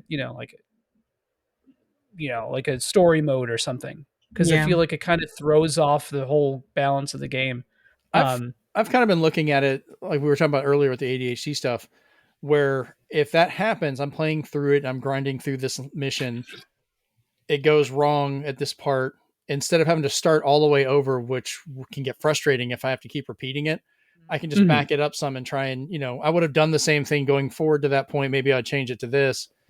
And I think it's so different than being able to play over and over. It's just saving my time where I'm not having to do it constantly, so I can continue to enjoy it. Like, and you can go back and start completely over if you need to and keep doing it if you want. But like I said, with the Pokemon Arceus, when I found out whenever I was having trouble with some of the fights that I could just go back in and continue. It wasn't just like having to restart. I was like, cool, that sucked. I can continue. I got to get through it and it was no longer a frustration. Not everyone had to make that choice, but I appreciated that I could. And I'm not worried about like, oh, am I a real gamer? I don't fucking care. Crap. I mean, damn it. The way I see it is that like I story modes and stuff, like I think that's great. That's awesome. You know, like that should be in as many games as it fits the game design criteria, right? Like if that was the developer's intent, and that was like what they were trying to integrate into the game to make it, like that, that's great. But I think if it changes, okay, so if these advanced wars are like literal, like they play the exact same, everything's the same, the stats are the same, enemies come out the Right. same way. I think something like this is kind of where it should be its separate mode. Okay. Like you either play, like it's like an easy mode, right? Like that's what it should be, and that's cool. Right. That's great. I'm not gonna Yeah. if you play on that, you're not like a lesser gamer or anything like that. But like, Right. I think it's like, if you're making a remake of something, you should try to get that original experience. And like, if you add stuff to it, make the stuff that's new or additive its own separate entity within the game itself, if that makes sense. Like a different avenue, basically. Right. War crimes for kids. Right, exactly. Yeah, which is what Advanced Wars says. Right. Yeah. War crimes for kids. Mm-hmm. But I will finally get to find out how this plays on April 8th. I had to wait. It was originally supposed to be out in January, I think. Yeah. It got pushed back. So I've already got my pre-order paid for. Like, I was so excited waiting for this, but I can wait till April. That's fine. I'm liking what they're doing with it. There's going to be both campaigns are in there. There's going to be the War Room, which is like a challenge mode where you can go into particular maps and play them, replay them, do different challenges and so forth, which might be more. I wonder if you can go in there, if that turns off that feature, like you said, like here's your challenge to go through and fight through it. Maybe that's the alternative. You can go into that mode.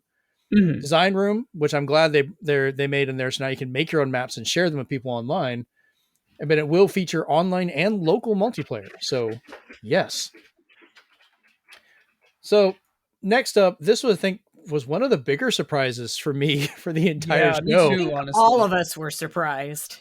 A, I didn't see this coming, and B, I'm shocked at how good it looks. It's running at 30 frames, but No Man's Sky, is it Nintendo Switch Edition? Say what? It's Schrodinger's 30 frames. Yeah, is it? Is what happened. Yeah. Is it real? I feel like I'm like Tim Roth and Lie to Me. Like, I'm like, is it a AI? Yeah, I want to see what it is. Like, Hello Games has done absolutely amazing job working on this. Like, No Man's Sky is gone from everyone thought it was crap. I mean, I enjoyed it when it first came out, but I did too. They wanted more. It was a good time sink, and it was the thing that I liked about it was I could play it for like 30 minutes one day, and then I could wait 6 weeks to play it again, pop in, be in the exact same spot. Doesn't matter. I'm not going to get lost. I'm just exploring space. Yeah, but the work they've done, like for their small group of people, it's only like 4 guys that do all these updates and make these games. And you've got stuff like Atlas that EA can't even go back and fix. Like you have a whole development division that could be working on it. They know they know every inch of their game, and not many developers can say that. Yeah. Well, no solid release date's coming out this summer, but they're including all of the updates that have come out over the last 5 years. So it's going to have Foundation, Pathfinder, Atlas Rises, Next, The Abyss, Visions, Beyond, Synthesis, Living Ship, Desolation, Next Generation, Origins, Companions, and Prisms. Like, holy crap, that's a lot of stuff. That's all the story mode, extra ships, exploration tools, better designed worlds, better animals and plant life, like everything. It's also going to include the crashes randomly feature and the runs at 7 FPS. Tries to connect to the internet, disconnects you, crashes the app. Like, it's gonna be glorious. I'm very interested to see how it plays. I myself am not going to purchase it. I only need to purchase it once. But I'm getting it. It'll be my 3rd damn time. I'm in. But tell me how it goes. Stream it. And if it's crossplay, I will hop in there with you. I hope Never so. played the multiplayer. Oh, it's fun. We need to, because we can play it all together. I have obviously the copy on PS4, which I can yeet it into my PS5, and it'll automatically give me the upgraded version. Oh, it's so good too. It does. And it won't let me like download it already. I have to use like the disc, but like it I played it with my buddy Davey, and he has it on the PC, of course. And all we did was just dick around and look at planets and stuff. Like that's all we did. We just That's like what you flew do. around, like, and just looked at stuff. And I was like, "Hey man, come look at this plant." And he's like, "Okay, cool." And he's like, "What am I looking at?" I'm like, "It looks like a butt." And he's like, "You're right, it does look like a butt." Like that's literally all we did was dick around and do the weird like photo mode poses and I like love emotes. photo mode. Oh yeah, it was fun. Like literally somewhere on his computer is just a video of my astronaut just like doing a weird dance. Astronaut, exactly. Just doing like a weird dance. It was the funniest thing. So I pre-ordered this game like way before it came out because Oh, yeah. 65 Days of Static did the soundtrack, and my dream that was like my dream to have a post-rock band do a game soundtrack, and that soundtrack is amazing. That It's soundtrack good. is so good. Mhm. So before I didn't care what the game was going to be like. I wanted the vinyl that they released, and it was like I said before, I didn't even see the gameplay. I'm like, yep, I'm buying that. Oh, they made a vinyl? Yeah, it's like Ooh. I'll take it out later after this. That's on an NSFW, but yeah, Just go and whip it on out on just camera. whip that out. Mario Strikers Battle League, though. Yes, I That's was going to like say, do you want to go on to this next one? Oh god, Give that us the one made you excitement. Go yell. for it. yeah, Yes. honestly, like, well, I'm not like I've grown beyond little Timmy Mario games, but I have to say, this game actually looks sick, and I like Mario Golf and Tennis because they were developed by Camelot Software Planning, who did Golden Sun and Postal poor. the Shining games and a bunch of other stuff. Right. But like that being said, the Mario game I like the multiplayer Mario game I like to play the most was Strikers for GameCube. I had a lot of fun with playing this with my friends. And it looks really cool. I'm a little skeptical about the stupid loadout stuff with the equipment because it might make things like a little less See, I hate loadout stuff because it makes stuff feel less arcadey. And the ADD, the A in ADHD stands for arcade something. So like the arcade stuff just resonates with me on such a spiritual level. Yeah. That's why I like Housemarque games. But yeah, the Hyperstrike stuff seems a little meh, but it looks cool. There's a lot of fun features in this. I think it'll be a great party game. I think it'll just be it's very easy to pick up and play this too. Yeah. And it's just so fast and goofy that like it just works really well. So Yeah, this one's coming out June 10th. It's 5v5 soccer matches. I liked how the fields were themed, where each side was based on the team, and they would just kind of slam the field together in the middle. So you'd get visualizations for each side of it. So I'm like, that's going to be kind of cool combinations, and I wonder how those will if they'll actually interact with each other. Like, will the people in the stands screw with each other while you're doing it? You know? Yeah, that'd be interesting. The online clubs seem kind of cool, up to 20 people. So we're gonna have to form a Zenspath one. So we'll see how that goes. Could be fun. I don't know who's gonna join me. We'll see. I'll join you if I play it online. Oh, you guys aren't gonna make one for Super RPG? I don't know if any of us will, if all of us will get it. Maybe me and Frank. That seems like a Frank and I game, and that's it. But I will grant you into the group. I'm sure John will get it, but it may sit on his shelf. It's difficult to say. Next up was a bit of information about Splatoon 3, just confirming Salmon Run mode returns. It's now called Salmon Run Next Wave. Game launches summer 2022. Showed off some new creatures, new tactics, and things. You can throw the eggs, which is great while you're playing this mode. I don't know if that's a particular item or if it's just a general ability, which I hope so, because you could work together to kind of football the egg to the basket now, which is great. Still no word if we'll be able to play this whenever we want, or if they're going to make us stick to that stupid schedule time again. That's the biggest thing I didn't like about Splatoon 2 for this mode. Because I loved it. It's what I always wanted to play, and half the time be like, it's not available. I'm like, I bought the game. Let me in. So, also, Joey made a great joke at the end there of the Kraid style boss. Oh, dude, look, it wasn't a joke. I legitimately thought it was Kraid. Oh.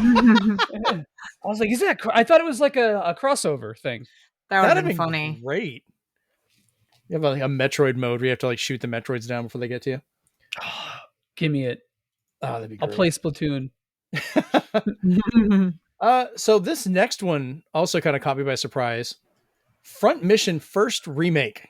Dude, this Oh, shocked me. It shocked me especially because there is already a remake of it for the Mhm. DS, which is a lot Really? less.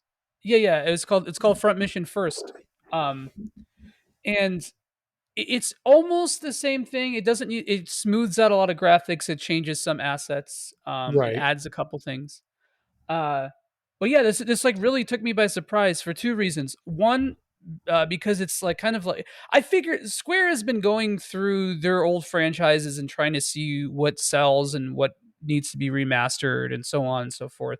These Yeah. Saga games and the Mana games have really proven that. Um, so that's kind of a surprise. Also, like I was saying at the beginning of the podcast, I just started playing Front Mission 2 because I never played it, and then at the end of the Front Mission remake trailer, they're like, "Oh yeah, and two's coming out." Like it was like a mic drop. Like what? Right. It's wild. Because I went back and looked at the original gameplay for both games, one being on the Super Famicom, the other one being on the original PlayStation. And they're both beautiful games, but holy crap, I love how the remake looks. Yeah. Because it's so, I like that kind of graphical style for tactical games. And then the detail being able to actually aim and so forth. My son and I were talking about it because he's a huge Battletech board game player. Oh You, yeah, you with seem the like you got some words there, Joey. Go ahead and get them yeah, out. no, these visual styles, man. Square Enix is like one step forward and two steps back. Okay. The visual style looks like it was made, but it was like subcontracted to people who didn't really give a damn about how the fidelity of the style was supposed to look like. Okay. It like kind of misses the tone. So like if you look side by side at the Super Famicom version and the DS version, and I haven't seen the DS version in a long time. Right. I never actually played that one. But if you looked at those side to side and then look at this, it's stark, like absolutely stark. Mhm. It looks like they took assets and were like, oh, okay, that kind of looks like Front Mission. We'll just throw it on here, and everything is like super Vaseline clear. The battles don't look good. Like I'm okay with like the way the map looks because so for those of you guys who may not be familiar with the series, Final Fantasy Tactics took Mhm. a lot from Front Mission. Oh, So if yeah. you're familiar with like the tactics like Mhm. grid 3D grid system or Shining Force 3 or any of those games like in that era, it took a lot from Front Mission. Um so it helps with clarity, I think, but Mhm. like it looks too like I the only word that's coming to me and I'm using this pejoratively, sorry, but it looks too zoomer. Like it doesn't have the dark, gritty, kind of like very stylized, muted palette Right. of the original. So I don't think it's awful. I just like it's just questionable. It really makes me like question what were they thinking when they were thinking about taking bringing the style over with it. So I kind of wonder if my take is a little bit different because I'm not familiar with the original games other than the few mhm. screenshots and a little bit of video I saw, which, we're talking about a Super Nintendo and a PlayStation, the way those looked. I'm also kind of more used to general mech game designs, Mech Assault, Yeah. Battletech, things like that. And this does kind of fit in with that, which may be why I was a little more comfortable with how it looked. Um, but like I said, I also don't have any experience with it. So this would be kind of a new thing for me because I know we're going to be getting these because John wants to play them badly now. This Um, particular game is just not my thing. So well, I want to point out one thing since you brought up Final Fantasy Tactics. Just I don't know how you're going to take this or not. I still prefer and think Tactics Advance is the better game. That is the I one I mean, will. That's my favorite one is Final Fantasy Tactics Advance. I like Tactics Advance. I don't think the loss system. I don't like it. I don't like it at all. I thought it was I kind of like it. I It could get. have been cool. Yeah, it can get annoying sometimes, but I had some fun trying to work around that. It was almost like a little extra challenge sometimes. I think Tactics Advance at least has the first Tactics game is kind of like loose. It's a little too loose, maybe. Like Right. pretty much you could do anything. There's not really. It's a very much like a one strategy fits all game, unless you're straight up not doing a single grind, like not even repeating a single or doing a side mission. Then yeah, that's Hmm. different, you know. Right. But like I don't really know anybody who plays tactics like that other than maybe speedrunners. So like the tactics advance actually made you use configurations, and made you like actually take advantage of the job system in a very active way, and I think that was really cool. um Nice. but so I'm not a tactics advance hater. I just, it's hard to mess with that first one, man. It's hard. That's a tough bar to climb over. I liked Final Fantasy Tactics. I think partially because of the portability of the time. I liked the art style and the way the world went. I think it just kind of connected with me a little bit better. But that was just a fun little personal choice I thought I'd throw out there to see your reaction. Yeah. You trying to bait me, Jeremy? What's up? You got to defend your side there, boy. That's fair. That's fair. Yeah, I have no problem with different opinions on this stuff. I just find it funny. All right, these next three I'm just going to run through kind of quick because I don't think any of us are kind of big on them. But Disney Speedstorm, it's a free-to-play Disney and Pixar racing game that's coming out. No idea how much it's going to cost because they are going to have seasons that they add over time. As I joked, what could happen, each of those racers could have been $20. We don't know. Like, Mm-hmm. I mean, it could be but cute.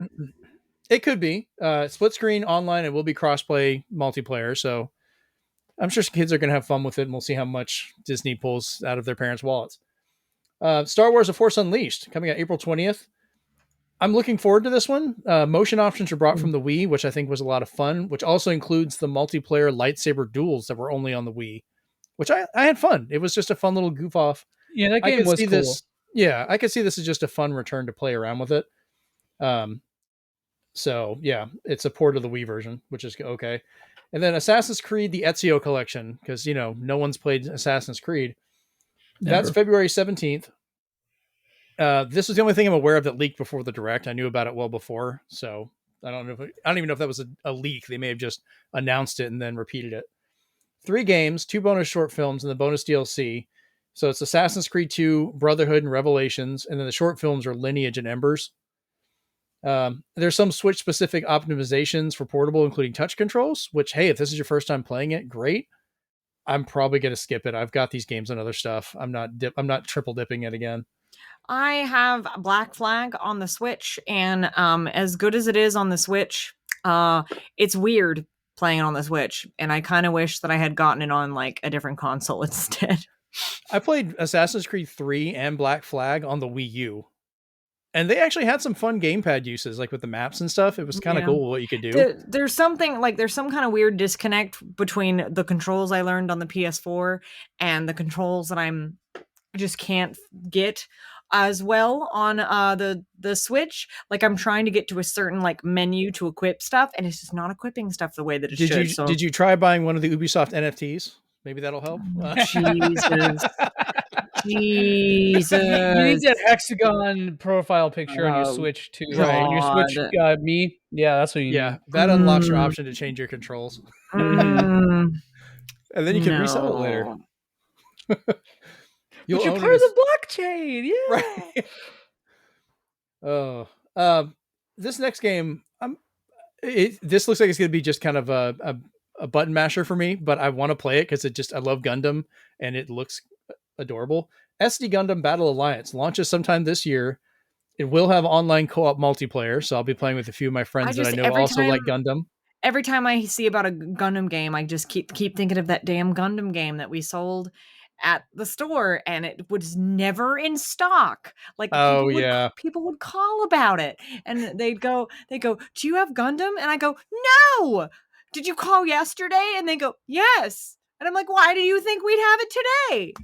Was that the one on PlayStation 4? I think it was Gundam Versus. Yeah, it was Gundam Versus. Yeah, she's like, I'm having flashbacks. Really? Was that game was rare? No, it was popular. It was very, people kept buying it up. Popular. At the time it came out, then it kind of died down, and then like a couple months after it like picked back up again. We couldn't keep it on the shelves. I swear, it was like getting calls for Battletoads. It was wild. Dude, that game was like everywhere. Yeah. Like I had all fun over with it. Target, Best Buy. I'd see it everywhere. Yeah. Well, I got it for $10. We come from a comparatively small town, so Okay, that makes sense. Yeah. We backwoods folks. yes. Yeah. Here on the small One southern day you'll be town. civilized. It's okay. Florida civilized? Yeah. Like I know that like y'all like eat squirrels and bugs. There's a and reason our stuff. state looks like the country has junk. We're pretty phallic here. Yeah. Phallic population. Yeah. So to be clear, I am excited for this next game. I'm curious to play it. I have the original PlayStation version and was really surprised that this and the other parts coming out.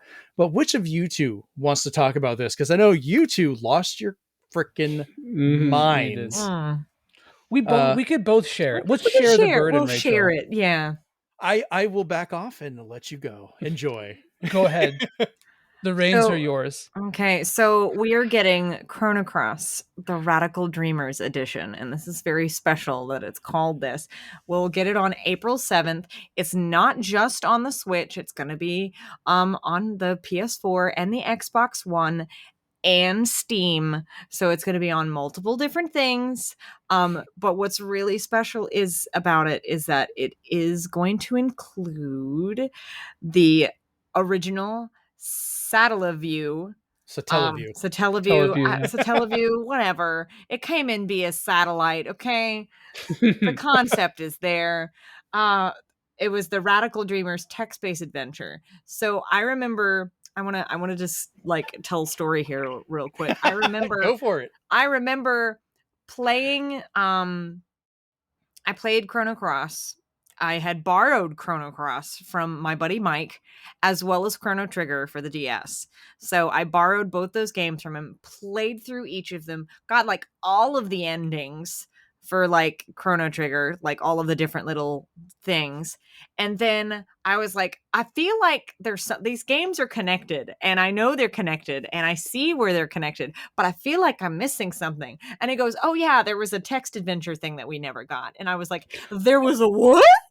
And to be fair, the text adventure, it got basically retconned. Yeah. Like what happens in Radical Dreamers basically happens in Chrono Cross anyway. Yeah. But like, I think if you play Radical Dreamers before Chrono Cross, you go into that story knowing, like it kind of drops you off, like especially after Trigger, because they're so different, Yeah. And it really sets you up. It primes you for the world that you're about to experience. Exactly. And that's what I missed, because there's some stuff that's felt random, and I was like, I feel like I should know more about this. And he was like, oh yeah, we never got. And I was like, well, what do you mean you never got this? And I likened it to the fact that we never got Star Ocean Blue Orb or whatever it was on the Game Boy, on the Game Blue Sphere. Yeah. Oh, real quick, I'm gonna mute. You're gonna see me walk off camera for a minute. I'm gonna go get someone to help out with this next section while you guys talk. I'm not ignoring you. But I have an idea I want to run with, so I will be back. Hell yeah! You guys keep talking. Hell yeah! I know exactly who you're getting. Yep. I'm gonna let this happen. Let's do it. I'll be right back. Absolutely. I love this. And so like, but I likened it to that, and so that's also a game I would want to play is Blue Sphere, but I don't know that they'll ever localize it. However, if I can find a you know what with a really good translation, I will play the heck out of it. I'm so looking forward to this, and I'll let you talk about all the enhancements, because you seem super excited about that, and also like at the same time a little concerned about some things too. Yeah, so I went back and I watched so I guess I should sort of recap a little bit about what they're adding. So they're adding like kind of the typical Square Enix remaster fare, right? Like they're adding what do you call it, like a fast forward options, and you turn off random encounters, or on map encounters, and so on. Coming from someone who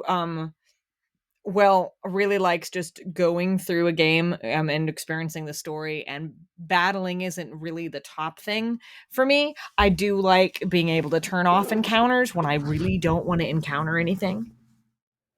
Yeah, and I think that like because that game is so slow, it really does a lot for hello.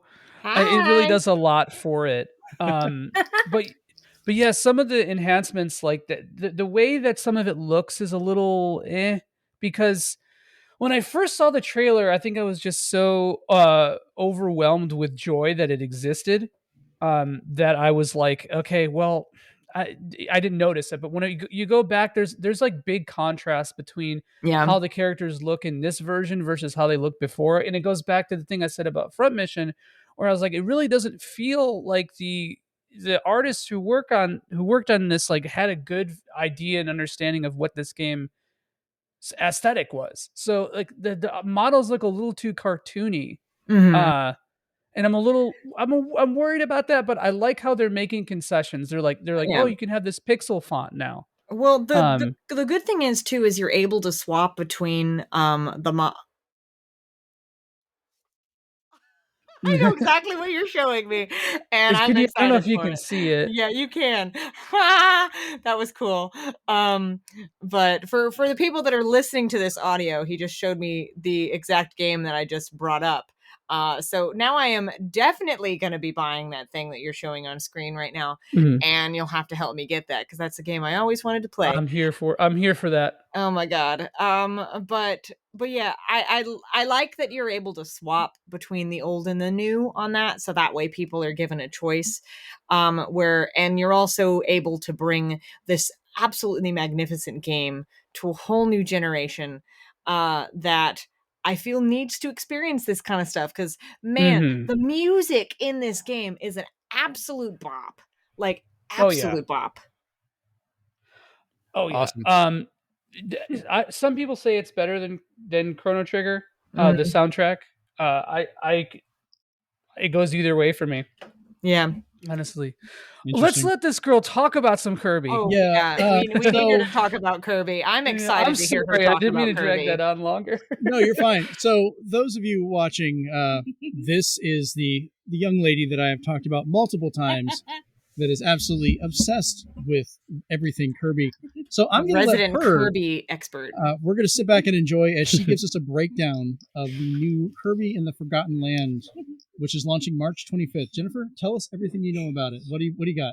Well, I've seen the first trailer for the first part, and for the most funniest part is when Kirby hops on a horse and then flies all sucking up every single enemy. And then all of a sudden he uses his ability. I don't know if you can actually use abilities in the game. Yeah, you can, but she's all excited being on camera. She's great. I love this. The game as well. Jennifer, what about the mouthful mode? Mode, yeah, you can like spew water everywhere, and then you can give a giant donut. Yeah, it can be a donut. You can be a glider. You can absorb a car. A car. Question: can you absorb a motorcycle? I don't know. Maybe that would be cool. I want to test it out. That'd be kind of fun. I have a question for you, Jennifer. Do you drive the Kirby car, or does the Kirby car drive itself? So Joey was asking, do you drive the Kirby car, or does the Kirby car drive itself? We both drive the Kirby car. Oh, okay. Hell yeah. That's a good answer. Okay. So Kirby both drive the Kirby car together. So you've already had this game pre-ordered, don't you?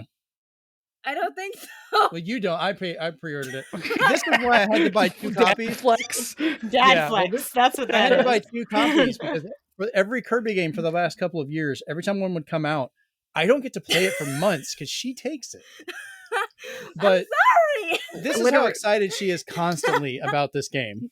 Good, that's awesome. I love to see that. I love that too. I'm excited for. Okay, if I show you guys the trailer. Maybe later. Go ahead and go back in there, okay?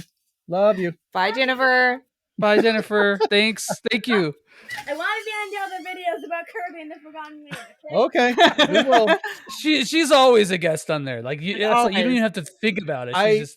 I want to do a Kirby specific episode for her, and then stream some Kirby games along with her, which would be hilarious. But I want to bring her on, guys. I love that. That was awesome. I'm excited to and I'm going to say this because this is what it is. I'm excited to play Super Kirby Odyssey is what it is. Oh yeah.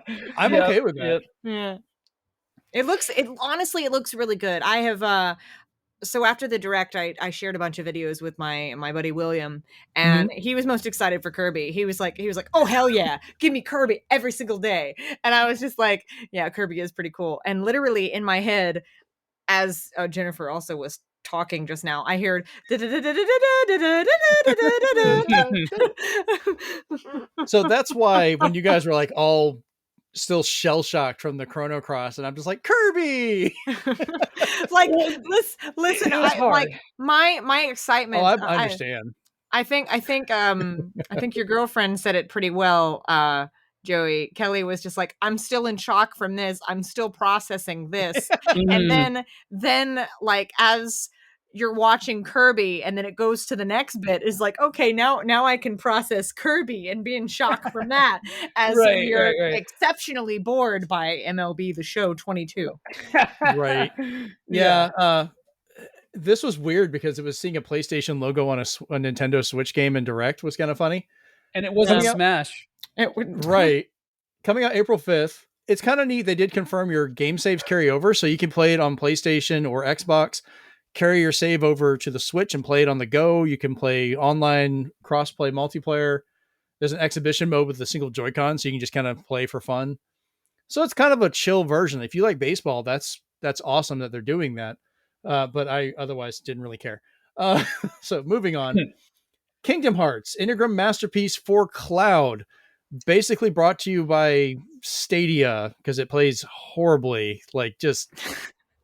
Oh god, I've seen some people trying to play it and it's just ooh. So I absolutely adore Square Enix and I love the Kingdom Hearts series. I own all the games. Like I love them. I love all of them.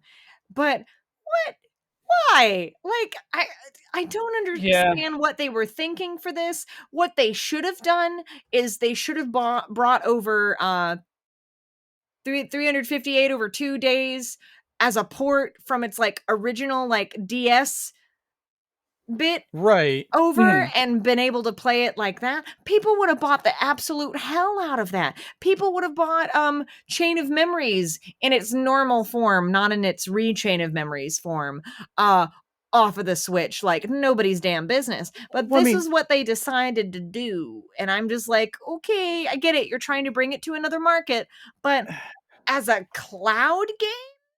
Yeah. Kingdom Hearts 1 and 2, even the HD remakes they did for like PlayStation 3 and stuff like that had no excuse that they could not play on here. Yeah. Especially earlier in the same direct, they're like, yeah, we put all of No Man's Sky on here. You can enjoy that after you play your Witcher 3 and your Dying Light 1. Like they're all on here running respectably well. And you're like, dang. I just think they didn't want to put in the time, or maybe they couldn't put in the time. Like the Kingdom Hearts team is super busy working on the next thing. They don't have the time to work on another port, probably. They could have put in the same amount of time as what they did for Final Fantasy 7, 8, and 9 when they did those ports, which were nice. They had some basic features that were good, but you're basically getting the game, playing it on this new hardware. Yeah. They could have done the same level of that. Or maybe how they did Final Fantasy 10 and 10-2, which were fun to play. Yeah. For one, there's got to be some kind of rights thing. It has to be like licensing or rights. Like I don't know. I just feel like it was so dumb because like what a perfect way to get a new audience and to sell more copies of the game. There's got to be something going on with it that we don't know. And the amount of money they charge for these, each one is $60, or you can get all three of them for like $90. That is so dumb, dude. Here's my recommendation. And Square Enix, I love you, but just buy the collection somewhere else, like on the PlayStation or something. Yeah. If you read my notes when I had this on here, I had 3 bullet points. I said cloud only, so don't freaking care. Releases on, quote, don't waste your money, and really don't waste your money buying them individually for even more money. Like that was my notes. All I know is I could just hear the development team going, okay, I guess. Like literally that's what they're doing. They're probably going, we have no control over this. Probably what I'm guessing happened is someone on the board was like, why don't we do this? And the dev team just went, no. And then they're just like, well, we're going to do it anyway. And they just went, okay, we're going to go back to what we're working on now. Bye. Well, all them kids are into streaming. Let's just make everything streaming. Exactly. These young kids and their streaming stuff. Let's give them more streaming stuff to stream while they're streaming stuff. Well, Yeah. The only way they go ahead. My biggest complaint is that they didn't brand it as the Cloud Strife version. Honestly, like missed It's opportunity right there. there. It's right there. in front of their Come faces, on. which leads even further to my theory that it was the board, because they have so much problems with their board of directors, and I will die before I finish explaining all of the issues I have with them. So, Which is more difficult, explaining the board or explaining the entire story of Kingdom Hearts? well, Probably the former. no, honestly, the only person that can accurately explain the entire thing from beginning to end is the man who made the game. So, and most people don't even understand him. Oh, terrifying. I'm a certified Nomura hater, so Oh, dang. that's Fair enough. me. I love his character designs. So he's got some good. It's FF6 and FF5. Rachel But- refuses to be on any shows with you from now on, so I have to separate Well, you two. I mean, Kingdom if you Hearts. if you like his character design, so that's good. I mean, he basically designed the boys in Final Fantasy 15, so that's great. I should have said like up to Final Fantasy 8. And then that's probably as far as it goes. Wait! Did he design F or 15? Or I guess versus 13. He and basically he. Okay, I do like FF15 designs. Well, I'll give him that. And this is going to be a story for another time. But the man was so mad that he was not able to make his own game versus 13, that he put versus 13 in Kingdom Hearts 3. The salt that man feels. The salt that man feels for his own board, is probably more salt than I feel for their board. So, all right. Yeah. Well, the next little surprise I was kind of enjoying here, Klonoa, Fantasy Reverie series. Oh, I'm so excited for this. Comes out July 8th, Klonoa 1 and 2 together. It looks like the Wii port of Klonoa, which is not a knock. That was actually a really good version of the game. I liked how it looked, the very cartoony style that they chose for it, good control. Yeah. So if that's what they're basing this from, I'm okay with that, actually. So if I remember correctly, these games came out on the PS2. As well, weren't they? I know Klonoa 2 is on the PS2. I think Klonoa 1 was on the PlayStation 1. It was actually an early. So I know I played Klonoa 2 because I remember renting it from Movie Gallery. Oh god. Yeah, Klonoa 1 was on PlayStation, original PS1. And I remember playing it from literally I'd never finished it because I only rented it like maybe a few times and I could never finish it for whatever reason. But I remember picking it up from Movie Gallery. And then when the Movie Gallery at the Winn-Dixie in Lynn Haven by Chopsticks. Oh god, I know which one you're talking about. You know exactly which one. When that one was closing down, I went there because they were literally selling off all of their games. And so I went there and I was like, I don't even care if it has a case. I just want the games. I can print out case art, whatever. And the only game that I got was Dirge of Cerberus because they did not have Klonoa 2 left. Someone had bought it or they threw it out because it was so damaged. But I'm actually finally picking up a copy of Dirge of Cerberus Sunday. I'm buying it from a local collector. Very nice. You throw it away after you buy it. I want to record the opening and then we'll see what happens. Actually, you know what? I liked. I unironically enjoyed Dirge of Cerberus. I don't even care. It's ridiculous and stupid, but I love it. One of my favorite. It's actually fun. One of my favorite Japanese music artists recorded 2 songs for that and gave his likeness to Genesis for that entire thing and Crisis Core and everything. And now they can't bring back Genesis because he won't say yes to use his likeness. But he might have to now because considering he's on indefinite hiatus from his music business, he might have to say yes to actually earn money. Ooh. Manipulation. So I'm looking forward to looking forward to that one. This next one looks like a fairly straightforward port, but it's a collection I was kind of happy to see brought to the Switch. I think it'll fit well. It will. Portal. I think it'll do very well. Yeah, Portal, the companion collection. Coming out this year, it's got Portal 1 and Portal 2. The cool thing is, though, it includes local, online, and now also split-screen multiplayer. That's really cool. Yeah, that's actually great because Portal 2 had a really good completely separate co-op campaign Yeah. Oh where yeah, you can play me. as Atlas and Peabody, the two Mhm. robots, which I have their pop figures. They're Oh, adorable. me and my buddy Jeremy played through the Portal 2 like online co-op campaign not too long ago. Mhm. I want to say it was last year, and oh my god, we had such fun going to it. I'm going to step back to Klonoa for a second here because Yeah, go for it. I don't think we said the release date, which is July 8th. So, Oh, I you did, know. I Oh, think. you did? Okay, I must have not heard it. So, Yeah, either way, it's good to know yeah, it's July 8th. yeah, Yeah. it is July 8th. Yeah.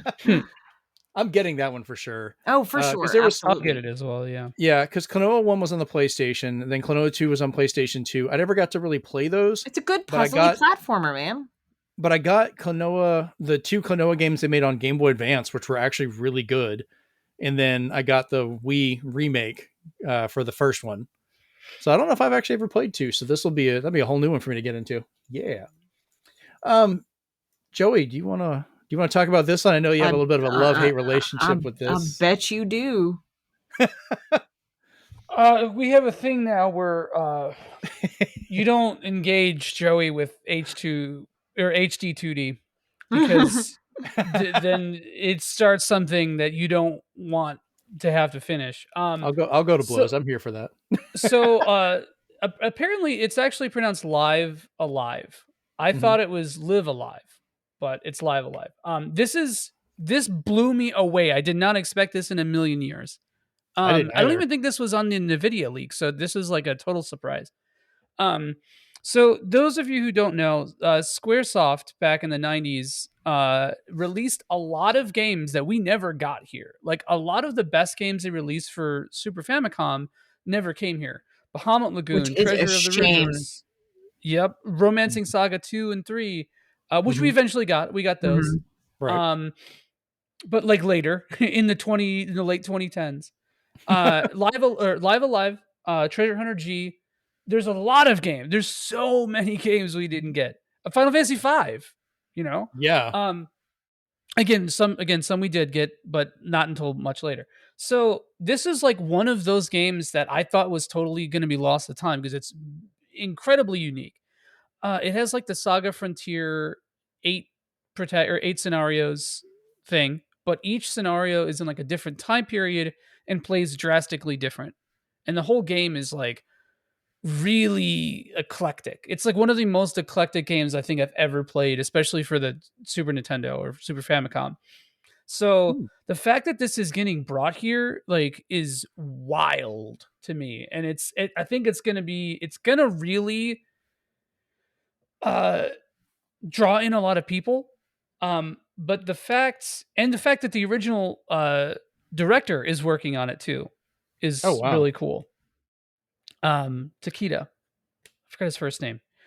Uh, but HD 2D style. God, I don't hate this style. I just don't understand why games are being made with this style. It's just completely I homogenized. think it's cute because it looks like a pop-up book. Yeah, but and that's cool for Octopath. I think that was great for Octopath. It's like this one game that uses it. Oh, cool! Look at that style. Awesome. But then the fact that like, because even the director Takeda himself even said, "Oh, I played Octopath Traveler. I really liked the style, so I wanted to bring Live Alive Hmm.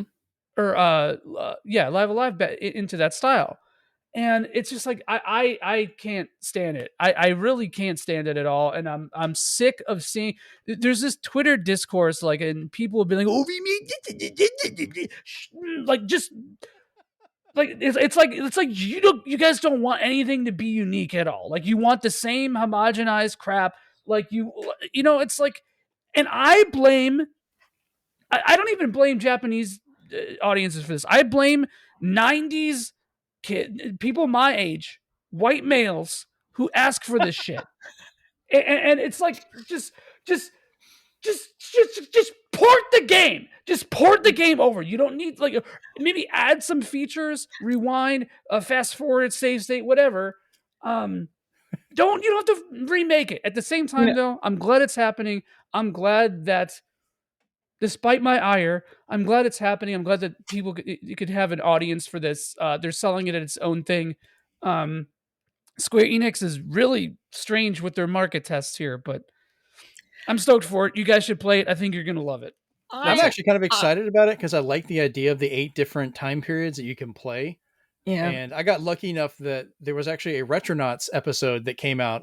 It was one of their Patreon funded ones where the guy, he was a huge fan of this series and was talking about it. So I heard a lot of stuff on there. So I'm like, oh, cool. That'd be neat if I could ever play it. I thought I'd have to find like a, an import version and do like a ROM swap on it or something, or play it on an emulator. But now I can try it on here. So I'm kind of excited. But go ahead, Rachel. So I think when I was looking at when I was thinking about how to pronounce it, live alive, like whatever, and I was I like, thought it was maybe live a live. like when I was thinking about it, I'm like, maybe originally they meant it to be live a life, but That's one of the. It's like 4 different. It's like a quadruple entendre. yeah, Mhm. like it's supposed to be a play on words.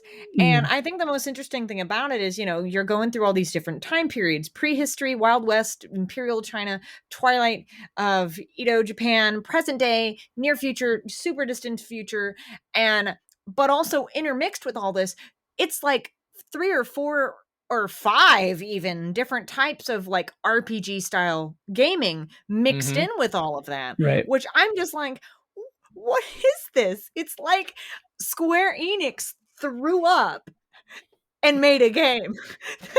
That's what they did. They just said, what is all of the different RPG genres that we've done? Like, what is it? Like, name them off. Name them off. And they point at them and they go, whatever, I guess, the Japanese name equivalent of Gary is. Go, Gary. Name them. Just go. Rattle them off. And then he just goes, and names off the Yeah. the first one that just rolls off his tongue. And then they go, Right. that, we're putting it all in the game.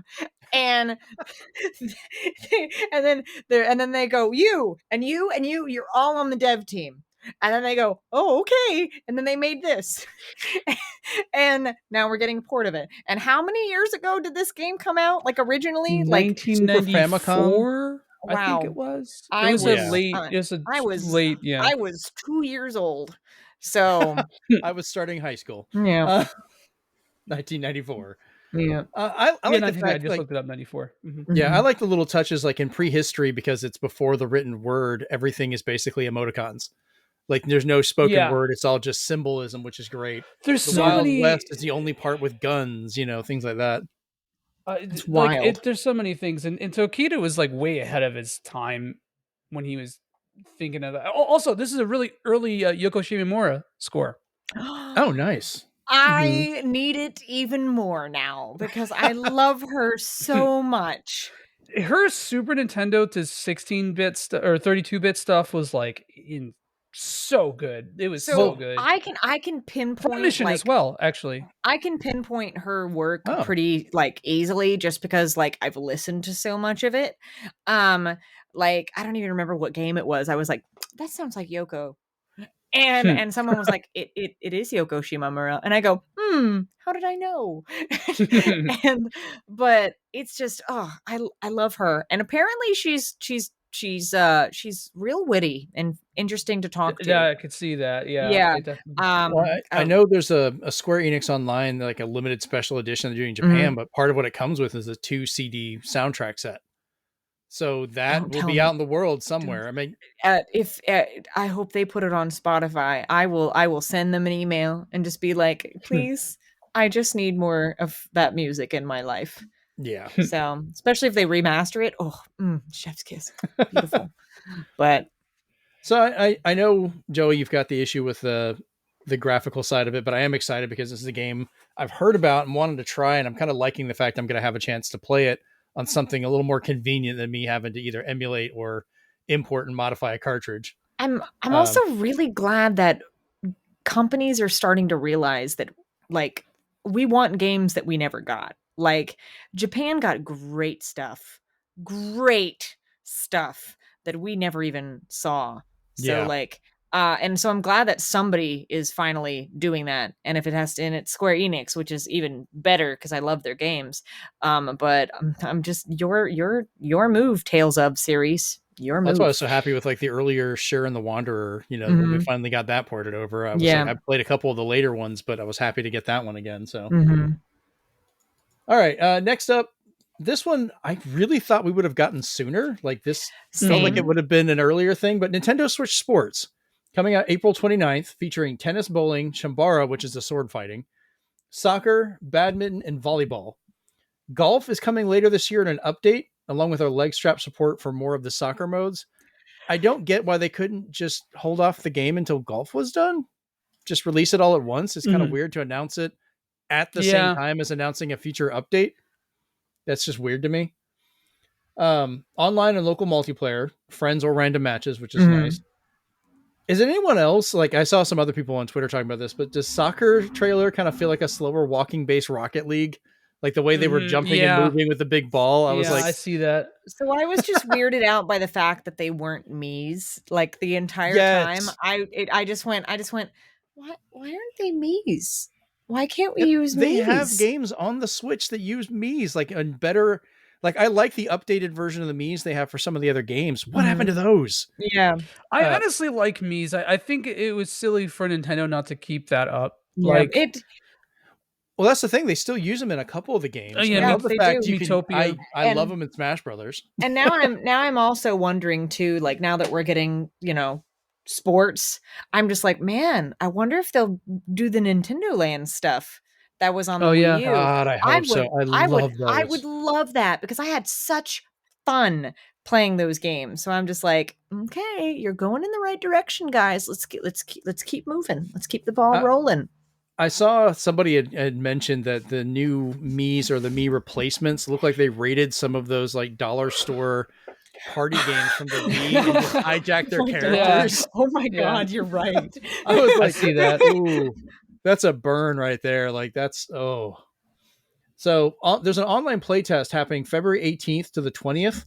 It's only for bowling, Shambara, and tennis. And it's going to be random matchmaking only, but I want to play these. Like I'm going straight for bowling for sure. It's like Nintendo said, "Hey, y'all wanna help us test out our servers to make sure we don't die."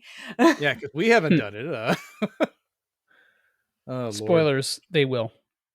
Yeah. Yeah, that's true. It's true. I mean, the Mario Kart ones aren't half bad. It doesn't boot you off too often. So for every Mario Kart or Splatoon, you're getting a Smash Brothers or very true. Or golf, which is very just true. like what happened. Yeah. So next up was Taiko na.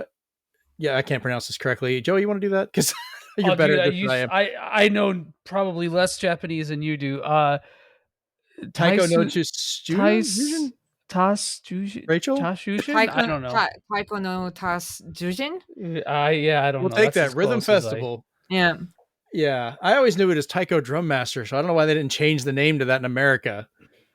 It's available this year. This is America. We speak American in this country. I ain't trying to read Japanese. Oh, that is not what I meant. I know, but I saw an opportunity. Well, we're canceling Jeremy now. That's literally oh my God. That's literally that just reminded me of, there's a TikTok out there of someone going, "Hey, can you speak Japanese with a Southern accent?" And someone did it. And I literally was like, I am very uncomfortable. I am super uncomfortable with this. I have to find this. It's like watching a car crash. I need to see it. It is. It is equal Southern parts, redneck Japanese. Wow. It is equal parts disturbing as it is delightful. But this Rhythm Festival game is available this year when includes Megalovania and an orchestral version of the Legend of Zelda main theme. There's 76 songs included.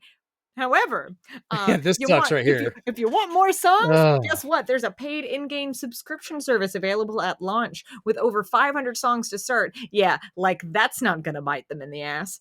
So no word on cost or how often this has to be paid. Would have been a great bonus for an expansion pack membership. But here's the thing.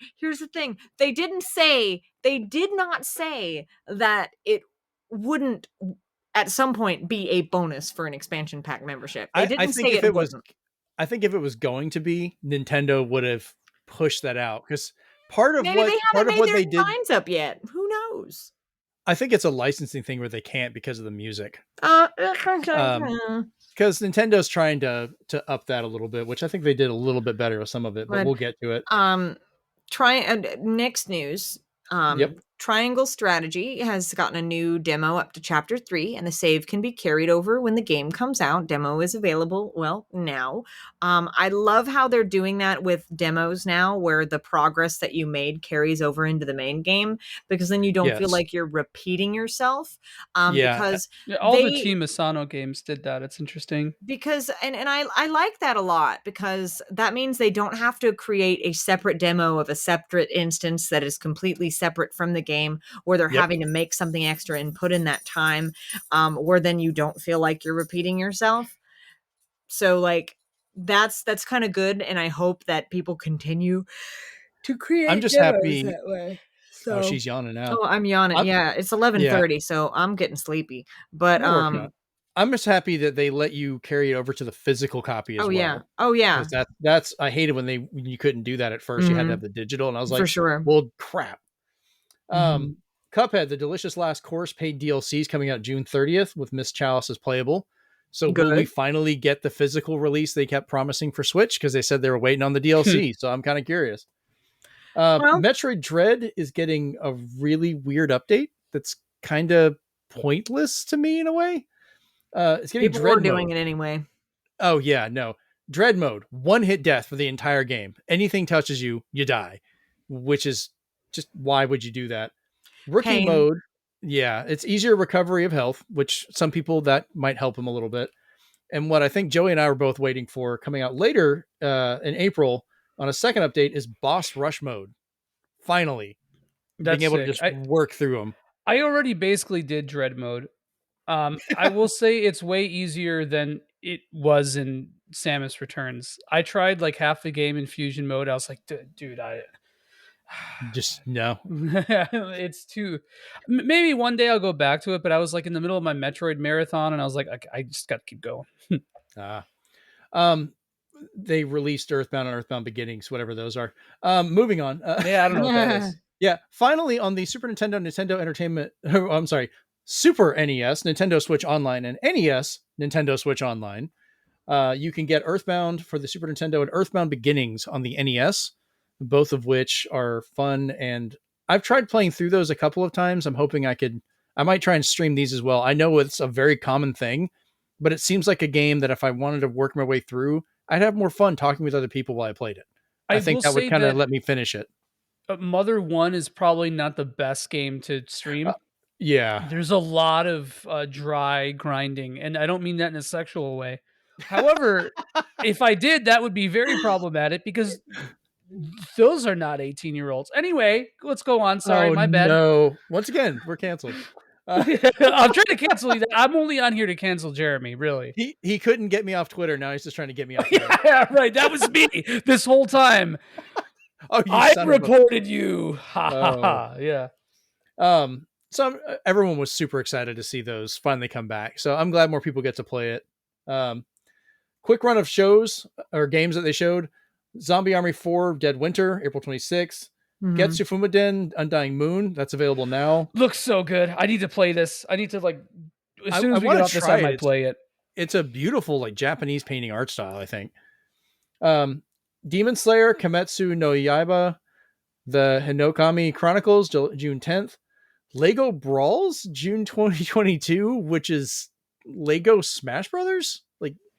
What? I don't know. This could be interesting. 2 Point Campus coming out May 17th. This was one of the other big surprises I didn't really see coming. Mario Kart 8 is getting not one, not two, but 6 full updates of 8 tracks each for 48 new tracks. That is literally DLC equivalent of 2 more Mario games. Holy crap. So the first wave is March 18th. It's the Mario Kart 8 Booster Deluxe Booster Course Pass. $25. or it's included with the expansion pack membership, which I think is very smart. Because you remember earlier we talked about they sold like 45 million copies of this game. That's a lot of people that would get a lot of playtime out of this. They've remastered tracks from all of the previous Mario Kart games, every single one of them, including Mario Kart Tour, which I still don't consider a Mario Kart. That's fair. It's a shitty cell phone game that just happens to have courses I want to play. 8 courses released over 6 waves, and all the way to 2023, which also kind of tells me we're not seeing a new Switch until at least then. Yeah, I wouldn't be surprised. If there is a new Switch, it's probably mid to late 2023. Yeah, but this is going to double the existing tracks for a total of 96 tracks in Mario Kart. A, randomization and multiplayer is going to be a nightmare now, and B, that is going to be a very complicated list of tracks to dig through. Final destination only. Oh God. First wave of tracks are going to include the Golden Dash Cup with Paris Promenade from Tour, Toad Circuit from 7, Choco Mountain from N64, Coconut Mall from the Wii, and then the Lucky Car Cup, which is going to be Tokyo Blur from Tour, Shroom Ridge from DS, Sky Garden from Super Circuit, and Ninja Hideaway from Tour. I want Waluigi Pinball. That's all. That's all I care about is getting that track back. Game Explain broke down a couple things, and it sounds like all the music is being redone by the orchestra. So that's good. Oh, you're fine. That's how that look in your face, Joe. You're fine. Who wants to cover this last one to finish off? There you go. I played some Xeno games in my time. Tell us all about it. So when the first trailer when the trailer hit, that was like a moment of bated breath because it's like the quintessential Nintendo final announcement in the Direct. It's like you're ready to be disappointed. And at first I was like, is that new Fire Emblem? And then like once the flute hit, I was like, oh, that's Yasunori Mitsuda, dude. What am I even thinking? Because like that man loves him some flutes, and hell yeah. So then they started showing it, and that game looks amazing. Like that like. This is the upper limit of the Switch. I don't think you're gonna get a game that looks better than this. Again, I'm expecting a hefty 8 or 9 frames. Maybe 15. I don't know. It'd be a great slideshow.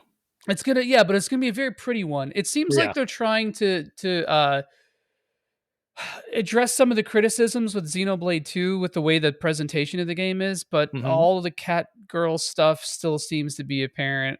It's still it's the same designer, except this seems markedly different, but the graphical style is still pretty much the same as 2. It's a little bit more muted. It's a little bit more like XB1, but I'm really stoked. I'm really interested to see what the big gimmick of the battle system is. People have been speculating it has something to do with flutes because that seems to be a major musical aesthetic and like just motif in it. It's interesting because I feel like all these Xenoblade games have ended fairly definitively, like especially 2. And I don't know, there's kind of like this is just me, but there's like this almost like MCU build up to see how it ties into the other games that you play through, and it's like you try to connect the dots and see where it comes in. And I think no spoilers for Xenoblade 2, but I think that like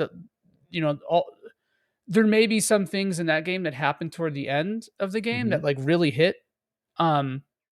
So it'll be really interesting to see where this one carries. I'm really curious about the battle system though. We'll definitely know more about this. But this is a really September, like that's not that far off. Soon, yeah. And this means the game was in development for 4 years. I feel like they didn't say when it started, but my guess is that it started at the end of Xenoblade 2. Yeah, they already had the idea for sure, probably. So once this was announced, I went back and booted up my save of Xenoblade, the first one, and I was just like, I have literally no idea where I am. But I'm gonna just do a bunch of like quests that I have like already that I completed them, and I said I still don't know where I am, and so I'm probably just gonna just do the main story, and if I come across more quests, I'll do it. But it's just like I have to play both of these games now again. Yeah. to feel comfortable enough to play this third one. And I didn't even properly finish Xenoblade 2, so I'm gonna have to now restart that, which I'm really sad about because I pulled Cosmos. I think well, that's okay. The gacha rates in that game are very, very forgiving until the last like couple. Yeah. okay. And it's like I'm like, okay, I'll just keep getting, you know, crystals or whatever. And so it's gonna be fun playing through them. But like, oh my god, why haven't they ported Xenoblade Chronicles X yet? I don't know. Why? You saw how It- excited I thought it was the game. I was like, oh my god, they're finally doing it. Yeah, but I feel like don't- that's if that's like coming what's into stopping them? last hurrah. What's stopping music, them? the music, the team, again, it's like probably a rights thing. I just don't understand. You know, here's my theory. So Xenoblade Chronicles 3 is apparently supposed to connect the worlds of 1 and 2. I wonder if the end of 3 will lead into what happens where they got to X, and that's when they release the remake of it. That already has That'd be some Marvel level shit. Yeah, but there's spoilers there, so I don't want to go into it. But that there is a connection there that's very, very apparent. Okay. We could talk about that after if you're interested. Well, here's the thing. I was yeah. going to ask you. I've tried. It took me 3 attempts to finish Xenoblade Chronicles. I really enjoyed the game. I got it, the original. I got all 3 of those games on the Wii when they were bringing the RPGs over. I couldn't really get into it. Jeremy loved it. It is one of his favorite series, even probably above Shin Megami Tensei. And I got it on the new 3DS, which I thought was a really good port, but I couldn't really stick with it because I was stuck there. The Switch kind of became the perfect storm because I could play it on the TV and play it on the go, so I could grind easier instead of just sitting in one place. I played all the way through the story and finished it last year. You've played both games, right? Me? Joey? Oh. Wait, Xenoblade 1 and 2? Yeah. Oh, yeah. I've played the whole series, yeah. So let me ask you this. I finished Xenoblade Chronicles 1, but I've only started the after story they added. Should I finish that or just go ahead and go and work through 2? Oh, I would actually say my suggestion, Xenoblade, Xenogears, Xenosagas, Xenoblade 1. Wait, those are connected? No, not yet. Xenoblade X, Xenoblade Future Connected, Xenoblade 2, Xenoblade 3. Or you could even do Future Connected after 2. Okay. Wait, what's that? I actually do have Xenogears. I'll have to get that full list from you later. Actually, I'll just go back and listen to it. I'm going to be editing this. Dude, you need to play Xenogears. See, that's a crime. See, it actually makes sense why Xenogears wasn't ported. And that one's easy because Square Enix owns the rights to it. Even though Monolith Soft owns the series, so they could like mention stuff vaguely. It's another MCU situation. It's like Spider-Man. Xenogears is Spider-Man, and Sony is Square Enix here. So like, why would that analogy works really well, actually? Right, and so it's not in Square Enix's interest to port Xenogears to complement the Xeno series because they're not really getting much off of it. And if they are, maybe it's royalties from that game. I don't know. And Xenosaga as well. That's kind of included in there too. So it's like, it's not really in their interest because it's not like them porting over Xenogears doesn't affect a Square Enix brand. It affects a Nintendo brand technically. Right. So there have to be like a really big, like monetary reason. They have to make a lot of money for that to happen. Right. So the best we can do is like keep buying these remasters and hope that they do it. What could I say? Yeah, it's definitely interesting that third one's coming out, but I mean, it is kind of funny. Like people pointed out, we had to fight to get the first game to even be brought over to the US. And now it's basically a tentpole release for them. Like, look, this is one of our big pillar games that we're coming out with, and how much that's changed over just a few years. Mm-hmm. All right. So that will wrap up the show for tonight. Cause we've been going long. This is like a 2.5 hour episode, but I think we've had a blast talking about this. Rachel got bored and has been playing with her phone. She's looking for this. She's like, that's what she's looking for. I'm looking at stuff that we discussed is what I'm trying to do. I'm just giving you a hard It's time. relevant. Yeah. It's topical. It is. It is topical. I am incredibly grateful for you two joining me for this hilarious discussion. But before we go, Joey, we'll start with you. Where can we find you on the internet? You could find me on Pornhub. It's twitter.com/podcastjump, PODCAST, jump. And we're on YouTube. Just search Jump and Shoot, SoundCloud, Spotify, all the podcast services. And then also Thursday nights, we do the Super RPG Friends at twitch.tv/MonsterVineOfficial. So funny. You can find us on Twitter and wherever else, YouTube, Facebook, as Super RPG Friends. Should be the first result for anything. That's about it. All right. Rachel, where can we find you on the internet? So you can find me on my Twitter and my Instagram page under Outrageous. It's OUT_RACHEOUS. So I post when I'm going to go live on my Twitch streams, mainly on Twitter, and occasionally I post, on my Instagram when I'm going to go live too, when I feel like it and I'm not feeling lazy. Mostly I do cosplay stuff on there, but you can find me on Twitch, usually on Friday and Saturday afternoons or evenings, or during the middle of the day on Saturday sometimes, at Outrageous. That's OUTRACHEOUS on Twitch. And I'm sure the link for that is somewhere in the show notes or something. But usually, I'll try and put it somewhere. Yeah. Bully Usually her to play and finish Crosscode. Yes.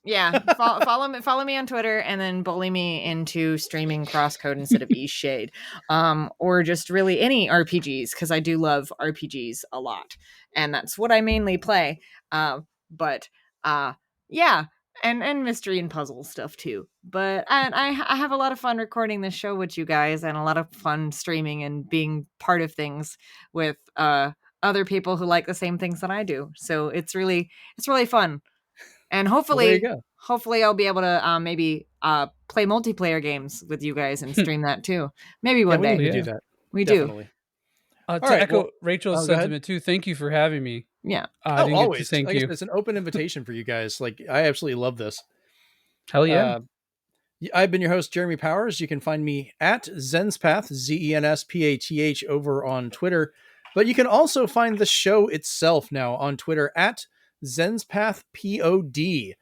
That is the official Twitter account for the podcast, where I will be posting the links for the show, announcements, who our guests are, and things like that. And that way I can also have my rants about ADHD or other weird things, and it's kind of me, and then the show separated. So give it a follow, give it a like, all that fun stuff. You can find the show over at youtube.com/ZenspathCom. That's my YouTube channel, where I also do videos like the Moving Forward series for the opening of games, plus my Twitch streams are on there, which you can watch live at twitch.tv/Zenspath. And then you can also find some of my toy and other photography over at instagram.com/ZenspathCom. I'm just getting like a little marketing list going on here. I'm trying to get better at it. But this has been episode 59 of the Zenspath 4-Button Podcast, and we are out. Peace.